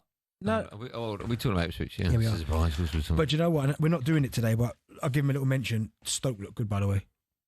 They look good, mate. Gafford, but Mark Robbins, we know about him, good manager, but we'll say it for another time. So shout out Stoke. But yeah, for Birmingham, got off to a great start. Okay, I'll tell you who's not had a good start. Sheffield United. They sit rock bottom of the Championship. 2 defeats from 2, having lost 1-0 away at Swansea over the weekend. Their boss Ruben Selles spoke to talkSPORT after the game and said that it could have gone either way. Well, I think it was an even first half with situations in both areas, and it was an even game. I think the second half, for the first 15 minutes, they break our pressure a couple of times. In the moments that we were trying to adjust, the team got a little bit lost, and then in one offensive throw-in for us, we conceded that transition and conceded that goal. And then after that, we try, but we never found that really key moment or key action to change the direction of the game. Sometimes clubs make decisions, and we talk about it in depth on this show, and we don't really understand. Sometimes they appoint a manager, sometimes they get rid of one. They got rid of Wilder after losing in the playoff final. How worried would Sheffield United be by this start? Well, do you know, I like Ruben Sellers. I thought he'd be a good appointment. Okay, but you're right. Was he ready? I mean, it's a big job he's taken on. Was he ready? Yeah, for I think. Yeah, I do think he was ready, and as I said, I like him. But he's had big jobs before. You know what I mean? He's been at Southampton, Reading, Hull. I think he was at as well. I just think sometimes I know you're disappointed about you don't go up. But if you look at the way you played in the playoff final, it was a good performance. It was kind of a mistake. Obviously, Kiefer Moore gives the ball away. They end up ultimately scoring the goal, and they lose to Sunderland. But Chris Wilder just knows what he's doing. But it's not been a great start. They were poor against Bristol City opening day, getting absolutely smashed. But Sheffield United have got experience in this team. They've got players there that have done it before. They've got Gustavo Hamo's a good player. We know how good he is. Callum O'Hare. They've got good players. Tyrese Campbell can score you a goal. Yeah. So the players are there, but for whatever reason, it's just not clicking. It might take a little bit longer than Ruben Sellers would like, but I've got no doubt Sheffield United will get it right. They're not the favourites for me to go up automatically, but they've got a great chance of going up regardless. Talking of poor, let's talk about Ipswich. They drew 1-1 at home to Southampton. It means they've dropped 4 points from a possible 6. That could be you soon. Huh? Could be Man United soon. Okay, no. Right, we're not talking about Man United now. We're talking about your side, Ipswich. Oh, we'll go straight back up. What have you made of Ipswich's start to the season? Fantastic. Well, it's not. That's a lie. It's been anything but fantastic. No, you know what it's been? It's been... Oh, Maury Hutchinson's left. No, do you know what it's been? Oh, Liam Delap's gone. It's been... See, I'll tell you what annoys me is I know the Ipswich team now. No, you don't. You could not name 1 to 11. Name me. Just give me 4 players. Left back, Leif Davis. Okay. Who's the fellow with the long hair that we're talking about? Clark? Is it Clark? Yep. Yeah, there is. What's his first name? Jack. Jack Clark? Yeah. Joe's not happy with him. I'm not happy with him either. Franz Tyson. Anyway, no, just it's been a little bit. Paul Cooper, goalkeeper. Yeah. I can name that team. Mick Mills. Yeah, good player. Paul Mariner up top. Actually, I caught a walk. Alan Brazil. I caught a walk at the Arnold weekend. Muren. What? I caught a walk at the weekend. What? Caught up with him. I had a conversation. Johnny Walk. Did you? Yeah, because I was obviously there doing the game on Skype. Fantastic. Has he still got moustache? He's got moustache. Has he? But he's bald now on top, isn't he? No, the locks. Remember the locks that he used to have? Yeah. Walkie, yeah, they're gone. Good hair. But no, yeah. Still got moustache, is he? Yeah. That's nice. It's been an indifferent start, you'd have to say. But listen, they got the point against Birmingham. Two big sides, Birmingham, just come up, all that kind of hysteria, first game of the season. Excuses now. And then drawing with Southampton, who are another team that could be in the playoff mix, will still. Your Premier League side a couple of weeks ago. Fantastic, because of Southampton. Fantastic coach, Will Still, we know him. Obviously comes on the show a lot. Yeah, he doesn't come on the show. He's come on the show once. Yeah, exactly, a lot. So, I listen, it'll get it right. That day he was on loads. Yeah. It'll get it right. I mean, as you said there... If you don't go up... No. Kieran McKenna sack? No. Just asking. No, but there are players, and Jack Clark is one of them. I like Jack Clark. I like him. Has to step up. Like, the guy scored 3 goals for Ipswich in total, and 2 of them are in one game, the FA Cup.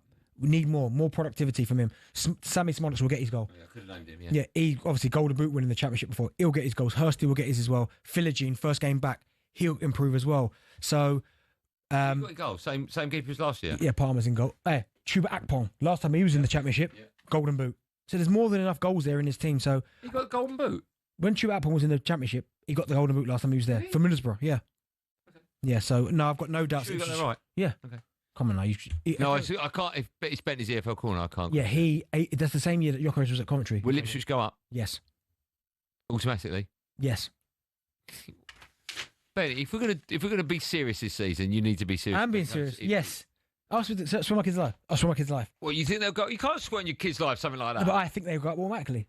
I don't think you do think that. With who? Who the other one? I have a sneaky suspicion, if I get the table up. Yeah. The way that West Brom are going about their business, they are one I look at. Ooh, but you'd expect Southampton to get go up automatically. Yeah. You don't think so? No, I don't. You hope I not. don't. Yeah, of course I do.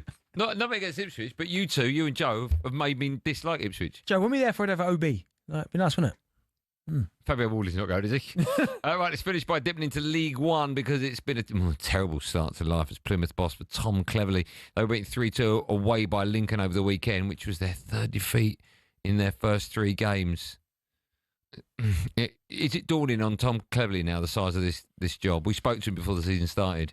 Yeah, it's going to be difficult for him, of course. He'd be understood that he's clear of mind, but I mean, it's going to be hard for him. He's obviously left Watford. He's gone to Plymouth. It's going to be a tough job. Completely different environment. Completely different in terms of finances at the club, players.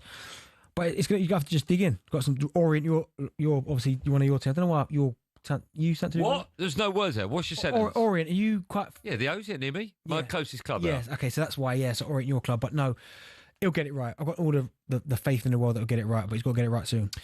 The last game of the Premier League weekend sees Leeds there at home to Everton. This game you can hear live and exclusive on talkSPORT. When we come back, we'll have team news for you.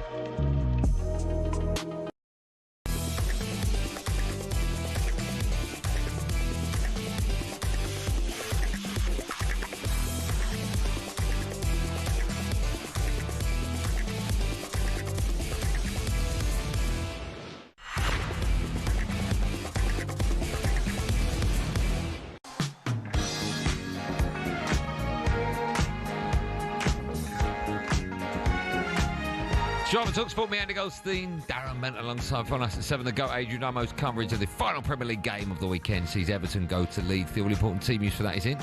Let's get all the details and more as we say hello and good evening to your commentator on talkSPORT tonight, Sam Matterface. Hi, Sam. And a very good evening to you, Andy. Yes, welcome to a cloudy Elland Road ahead of the first home game in the Premier League. Back here for 3 seasons for Leeds United. It's a sense of anticipation as you walk around the ground because they are delighted to be back at the top table. And they've named their team for the first encounter. It's Everton at home on a Monday night.